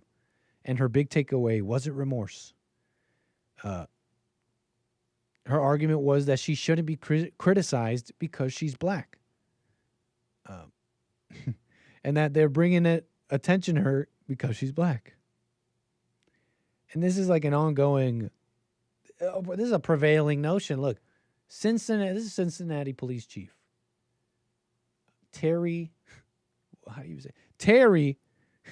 Cincinnati police chief Terry, and I don't know how to say that last name, Tietge? What kind of name is that? Theettge. Thietge. Look, you want to make America better? This is in the way. And it won't get better until it's not. Another topic I want to cover real quick. Social media and journalism and the role it plays in this incident. And yes, guys, that's you. That is you. Social media, the post that we've seen, does not depict the entire incident. That is one version of what occurred. At times, social media thing, remember? And mainstream media and their you remember this commentaries are a misrepresentation of the circumstances surrounding any given event. Do you think she'd go out of her way to make this speech and have that tone? And you guys can't be making these assumptions about people. Has she ever done such a thing for any like story of race hoaxes? Anything of white people being called all sorts of things, right? Hate crimes, there are plenty of hate crimes that will never be called hate crimes because the victim is not black. Do you think she ever went out of her way to do anything like that? I highly doubt it. And it wouldn't even be that big of a deal. Right? If she was just like maybe in some home and just like frustrating a husband, nagging him, and he's working on it, right? For if he gives into that frustration, his family's plunged into hell, if not deeper, if not already.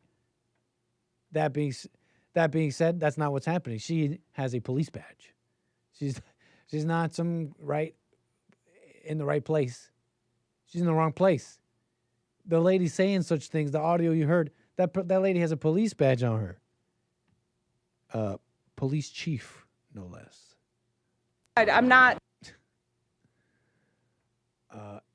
Here's Tanya again. important. And I hope that after this, you guys will stop talking about me because I'm actually an introvert and it hurts when you put me on the news. And for Boston Herald and all of the folks who've try to create stories, try to verify your facts. The reason why I don't talk to you is because you never report accurately on black people. You're always causing some sort of trouble. And you know what? The responsibility really is not on Boston Herald or ABC or Fox 25. The responsibility should be on the black community. We need to create black media so that we can actually be able to create a fair story and report accurately on black people. You don't care that I believe she was already at this point sentenced for prison. Former Boston City Council member Tanya Fernandez lashes out at media after she was sentenced to prison for kickback scheme, begs the media to stop covering the story, claims they're biased against her because she's black. Yeah, I believe she's already a thing here, sentenced here possibly. And this is just on her. Is this really just on her Wikipedia? Hold on. Tanya Fernandez Anderson. Oh, that's nice. Cape Verdean-born American politician, nonprofit executive, and convicted felon. Oh, okay. They probably added that because of this stuff. She has served as, this is on the Wikipedia, she has served as a member of the Boston City Council representing the 7th District. She was the first practicing Muslim and first illegal immigrant elected to the council. Amazing. I'm not making that up. Sorry, the first former illegal immigrant. She was the first practicing Muslim and first former illegal immigrant elected to the council. Incredible. Just telling them, hey, it represents that that decision made over the people. That these policies we're bringing, we need the workers, we need all that. Part of the deal is, Yeah. There'll be citizens vote and all that, and you don't get a say. Anyways. But that's what's going on with all that.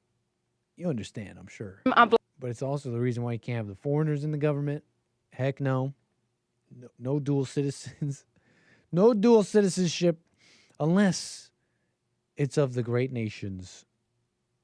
Of a pre-approved great nation by Congress. That can't go wrong. What else here? Tanya. Where'd you get a name like that? Out there in Cape, maybe they do that, but Cape Verde. Fernandez Anderson almost seems like might be around here. An American black. Is that so? Maybe not Fernandez. I want to get to some calls. Thanks for the patience. 888-775-3773. Oops. What did I do? I want to get to some callers here. How about we get to Rick out of Hampton, Virginia? How you doing, sir? You're on the air. Brother Nick, what's happening with you, my man? You know, just taking it easy on a Tuesday, doing the show, topics and all that as we do.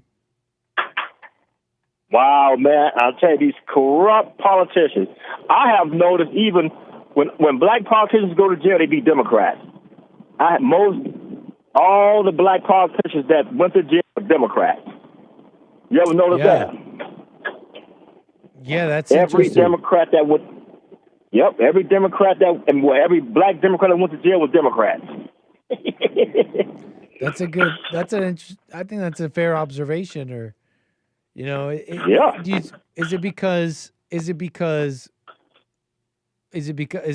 are only the Democrats really putting black people in those positions? I don't know, because most had to get to doing stuff from stealing. It's like every black politician always go in there and go be living a lifestyle of, Mm-hmm. Like look at Fannie Willis, look at the New Orleans mayor, look at the mayor that was in Illinois, black females. They just go in there and start flying first class, living a lifestyle, Mm-hmm. And are the black Republican politicians, is there any comparison? You know what? To my knowledge, I could be wrong, Nick, but I haven't noticed any black Republicans going to the pen. Yeah, haven't heard them going to the pen, man. I get the same impression, I gotta say.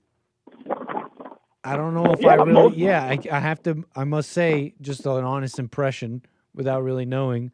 I have to say, it seems like, I don't know if you could say the same for their black Republican counterparts.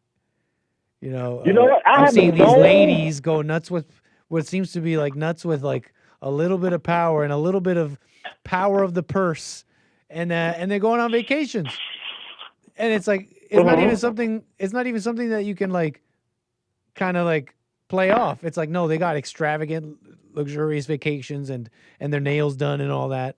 I'm like, how do you even sort of explain that and lie about that one? I don't think you that was just too obvious. Was there any creativity here? I wonder. Wow. Now, and to explain that, Nick, I have no idea, brother. Why is it like that? But I thought I would be like an observation point, and I have noticed that. Yeah. The black politicians, when they go to jail, be Democrats. That's funny. I might have some thoughts on why it might be happening. I mean, consider the human heart is wicked already. You're already dealing with like a baseline of, well, you're already working against human nature like at all times. And then so that's already like your baseline. You start slacking and loosening who gets to be in charge, and just let lower your standards. Let any woman, let any minor. And you know this is true because of the reasonings they give. They say, oh, blacks, minorities, women, etc. They have to be put in these positions because they need the help. They need to be helped to be put in those positions. They tell you that clearly. And so when you start slacking and loosening all this, you basically open the door to chaos and the devil. And it's not just like these people are, and these chaotic people are just in benign places. They're being placed in places of consequence. And so you see the consequence in the cities, etc. But you know what? A lot of stuff you cannot, like Kwame Kilpatrick in Detroit. He went to jail from, running women on the city money. The city got nothing. Yeah, Kwame Kilpatrick in Detroit. He used to be the You're mayor coming of in Detroit. muffled, Rick. Any way you can fix that? Can you hear me now, Nick? It's still pretty muffled, but it was a mayor out of a certain town. Oh, you know what? Hold on. I'm trying to see. What about now, Nick? That's a little better. You were saying you were talking about a corrupt politician, I think. Oh, there we go. Now I can hear you. Thought that was on my end. Yeah, it was on Kwame Kilpatrick. He used to be the mayor of Detroit. Kwame Kilpatrick. Yep. He was, I think his auntie, his grandma was in Congress. And he got in trouble with women, man, and his wife, and he was on probation. And he would have been paying the city of Detroit back the money that he, took from Detroit. So I think, to my understanding, he got his wife like a $15,000 behind in BBL job. And what's that now? No, see, this is what I'm talking about. You would think there'd be at least some attempt to be a little bit more sophisticated in the crime. But, yeah, I don't think you're going to hide a $50,000 BBL. That's jail time. Yeah. I don't think that's going to be very hard to hide, I think. Yeah, Nick, because he asked Detroit to, have mercy on him. And then Detroit said, okay, we'll let you, we give, I think they gave him so many years to pay him. And then turn to find out he got his wife, like a BBL job or something. It was like $15,000. And Detroit said, man, I thought you ain't had no money. He spared no expense.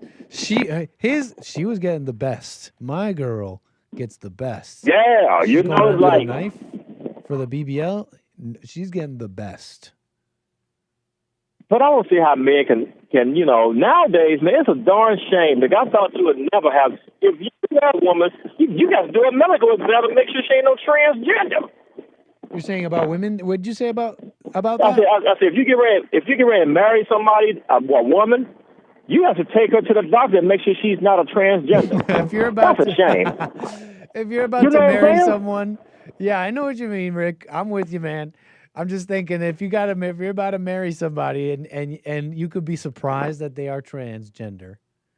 Right. So I was about to say something must be wrong with you, but I'm also thinking I'm kind of telling on myself because I'm basically saying, I mean, if you don't have sex out of wedlock, then you know what I'm saying? Like you should be.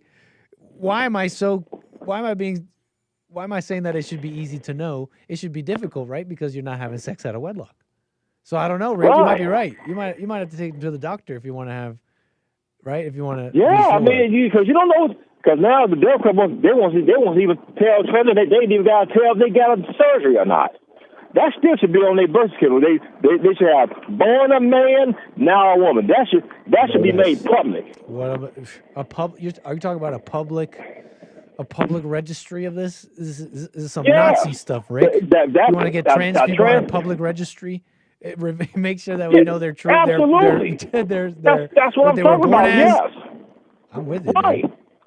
And now if we have that kind of power, I say we just don't let trans. Hide that. True. You know what I'm saying, Nick? Even the Democrats want them to be able to hide that. That's evil, man. That's just plain evil. If we're going that far, let's just outlaw transgenderism. But that's like if I was like president or something. But I don't know if even that. Listen, Rick, there was something funny about what you said, and then we got to move. What was I going to ask you? I can't remember now, Rick. We were talking about You know, people getting BBL, you got to take them to the doctor nowadays, you know? If there's one thing, there's something a little bit more close. Maybe you're not worried about a BBL. I'm seeing all these nose jobs. I'm seeing all this stuff on Instagram. And, okay, it's just social media. Yeah. Fine. It's an exaggerated mirror to us. It's not totally reality. But, you bring up a thing. It's like, oh, you don't know if they're transgender or not. Well, make it a lot less complicated. You don't even know you don't even know if they've had a nose job. You'll know when you have the children come out. That's right. And you're like, well, sure, you didn't lie to me about your gender, but I'm still equally as surprised and offended. Yes. My baby came out with not the nose I thought it was coming out with because of your nose job that you did not tell me about. Wow, and that's so true. that's so true, niggas. Like, I mean, it's a shame. You have you ever thought we would come to this? You got to even get a credit check and a medical check. I would recommend those 3 checks. Get a criminal check, a medical check, and a credit check. Wow. Because you'll want to find out. What's that now? I'm saying, wow. It sounds involved. I've never done those things. Yeah. Hey, I would do it. Hey, the way it is now, hey, you don't want to find out you got debt once you do your taxes. Wow. So you can lie about debt too? Yeah. Once you get married, her debt is your debt, and your debt is her debt. Let's say she got $100,000 for student loans, and you get married, and you thinking, "Wow, honey, we're getting $10,000 back." All of a sudden, you get a letter from the IRS saying, "Thank you for your payment of student loans. So you owed us $100,000, so now you owe us $90,000. Thank you for your payment." Well, there you go. Oh yeah. Yes, sir. Well, there you go, folks. Her debt becomes your debt. And his debt becomes her debt, So you're saying you recommend a financial audit, a police background check. Yes, sir. A doctor's note checking on the regions. Yeah, to make sure you ain't married no transgender or nothing, man. Ain't nothing worse you get married and find out that's a man you're sleeping with. At that point, Rick, I'd give up. I wouldn't even do it. I'd just not do any of that. Yeah, there you go. And let God and let the Lord handle that one. Let it be your will. I just got to give me the wisdom. I just let go at that point. Yeah. I mean, it's out there, man. Satan trying to do his thing, man. He's kill, steal, and destroy. Rick, man, I appreciate your call on this. Can you call me again? Man, thanks for taking my call, Nick, man. Yes, sir. Always, my brother. Y'all keep putting the truth out there. Love you guys. Y'all be blessed. Back at you, sir. And bless all our brothers and sisters who's listening today. Thank you for that, Rick. Always back at you. Yes, sir. As always. Call me again. 888. Well, it's not really time for that, folks, but we do. We of course we have a little bit of time for Maze out of Dayton, Ohio. How you doing, Maze? Hello, Nick. Welcome to the show. Well, thank you. I have something for Rick. Okay. Yes, in the medical community said masturbation is good for his prostate, so he don't get prostate cancer. Whoa, Maze coming in. Nobody expected that one. I'll say that. I'll say nary an individual listening expected that one. A little bit of health advice from Maze. Okay, and it's also good for Democrats and Republicans, since that's all he can say, a Democrat and Republican. It just runs you up the wall. And so... It runs you up the wall, Maze, to hear him describe people as just Democrat and just Republican? You know why? Tell me why. Because they're both the same. And if people haven't figured that out, something wrong with them. I gotta say, I generally agree. And I generally have a similar thoughts run through my mind when people are describing the world just like that. That being said, was he wrong today? Excuse me? That being said, was he wrong? Was who wrong? Rick. Yes, he's always wrong. In today's description of Democrat and Republican and what he said about it today, was he wrong? If he's putting both of them together, but if he's just picking out one side, no, he's not right.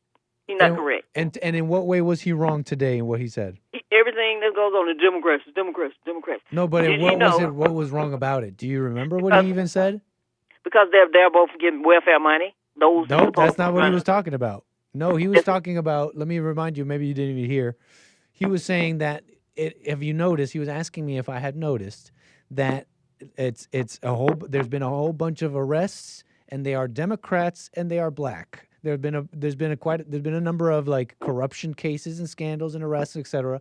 And they are black, they are women, and they are Democrats. And that was an interesting observation. Is he wrong about that? No, he's wrong about it, because you got 57% of people that's not of color in prison, and you got 38% of those that are. So no, he's not correct. So you're changing the subject. Did not respond to the thing at hand at all. But okay, moved on to something else. But okay. Yes. We all saw it, Maze. We all saw it, but we won't make a big stink. Okay. So my last question to you is: how many people have Trump pardoned that don't look like him?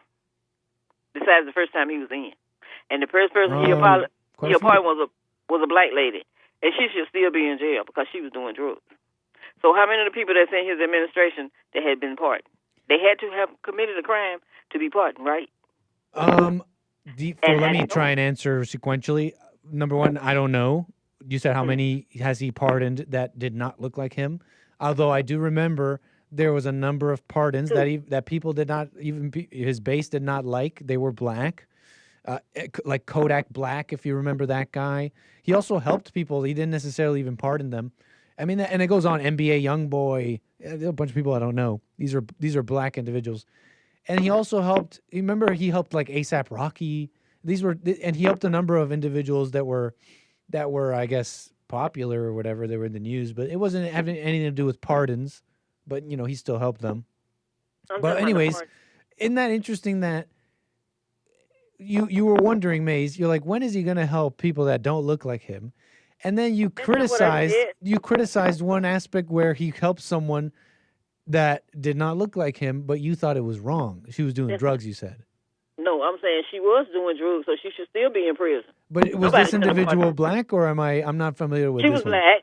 She was an old black lady. Last when he was in so here you want Trump to just look at skin color.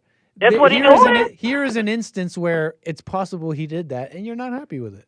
No, that's what I'm saying. No, because she should still be in jail. Right, because if what you're saying is true, I'm not familiar with the story, but if what you're saying is true, then if he looked at the case, he should also come to the same conclusion and think, well, no, she should stay in jail. If she didn't, maybe it's because of just her skin color, which is what you want, no? No, that's not what I'm saying. So you say he pardoned Democrats, but I'm saying all of the people that he's pardoned were Republicans. And half of them committed crimes. That's why he pardoned them, because he couldn't pardon them if they hadn't committed a crime, a felony, different things like that. So you got the man from the Bitcoin. You got a whole lot of them up there doing different things. Mm-hmm. They still should be in jail, but he's pardoning them for January 6th, too. Oh, just January 6th? No, not only January 6th, and then you got a whole lot of people that's working with him that's criminals. Okay, so now I'm very dubious over what they've committed here with that comment. You can look up, go by their names. Trust me, we have to. Speaking with you, Maze, we have to do our homework. Do your homework so you can help educate the healing on the farm. Like Rick and a whole lot more of them. Well, I was going to get to that. What does everything you just said have to do at all with the guy with Bitcoin? With Rick and what he was saying about, yeah. He keeps calling Democrats. Only Democrat he pardoned was the one, what was that mayor, the one out of Chicago, whatever his name was. He pardoned him. That was the last time, too. Who, Trump? Yes. Okay. So I'm saying you talking about criminals.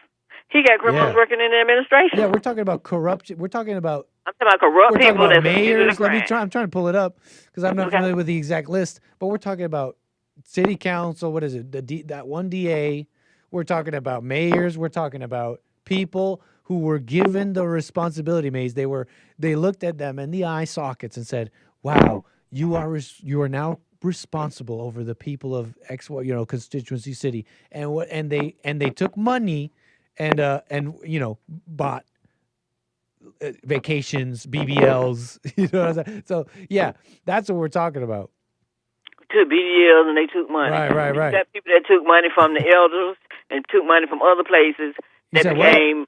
You have people that took money from people that's still up there in Congress, and nothing happened to them.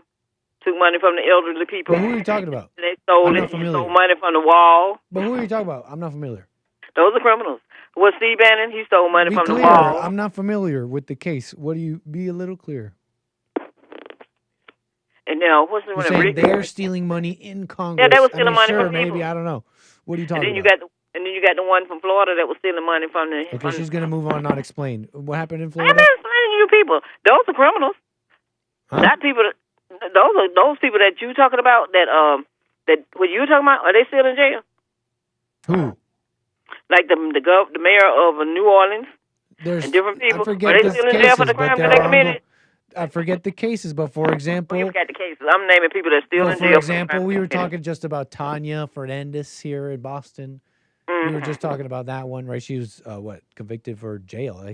I believe she will be serving prison for, all this embezzling, whatever she was doing there with the money and all that. So and I'm saying that's like a concrete case that's like happening, and that's one of a few.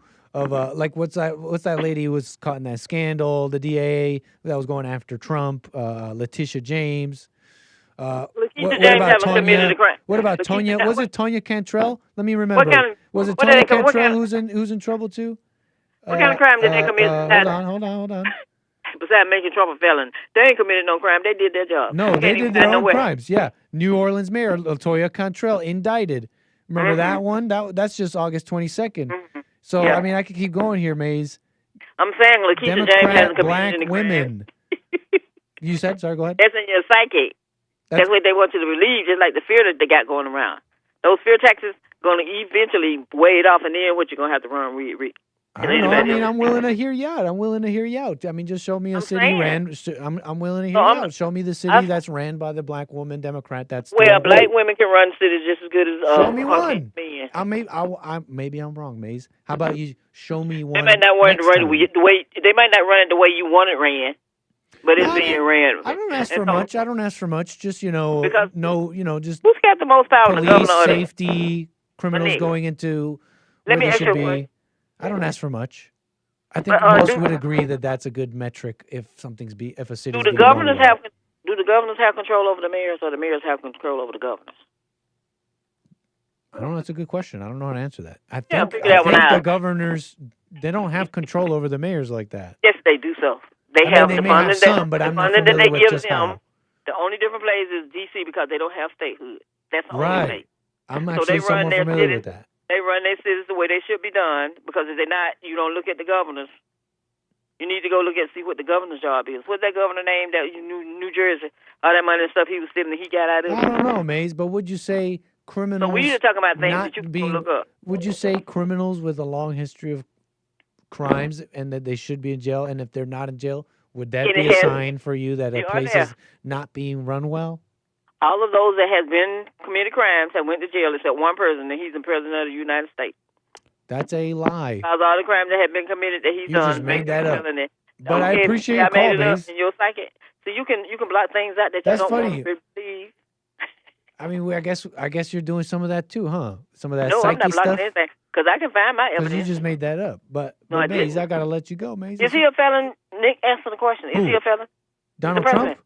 Mm-hmm. I don't think that's on his Wikipedia. It's not on his Wikipedia.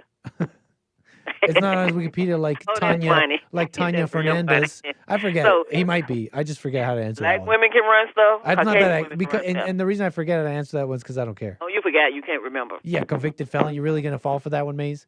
Went to court for it, but no, nothing happened. So that's why she fell for it. She fell for it. Maze, can you call me again? We are past the show. You again, but they run it the way they don't run it the way y'all like it being run. But they know what they're doing. Right. Dealing with criminals, police. Yeah, if you don't run it, you're right. They don't like it. They don't run it how I like. They let the criminals run wild. They call it racism if you try and talk about it. I'll agree with you on that one. It's not how I'd run it. You exploit certain things people do, and then you put other people in jail for the same crime. Says you, Maze. That's what they do. Says so you. Have a good one. Have a good one. But then, if you don't believe what I say, look it up and find it out. And when it came to D.C. and statehood, D.C. was dead once upon a time. and the black man brought it back to life. Is that so? Yes, it was. I got some homework. Oh, it was a long time ago. I find it. And you can also look in the history where a black woman gave America money to help it survive. So D.C. And was brought back when by the Caucasian blacks? people had messed it up, when they had messed it up, she gave them money to help them survive. Look it up. Don't take my word for it. I'm not gonna. I'm pulling I like all for those them threads, to stand on Maze. their own. You call me again, Maze. Oh, you have a good one. You have a good one. Bill? You guys hear that? That's Bill's phone. He left his phone in here, I think, and it's ringing. I gotta go, folks. That's it from me. We are past the time. The show is over. The quacking in the background is nothing to be. Don't be concerned. Okay, that's just the quack. That's just the quacks of the world in your mind. Look, forget it. It's the end of the show. I gotta go. More American Anchor Baby tomorrow. All of your calls, all of your super chats and all that. We did the topics and all that. For now, I must say goodbye. Take care, and see you tomorrow. Peace.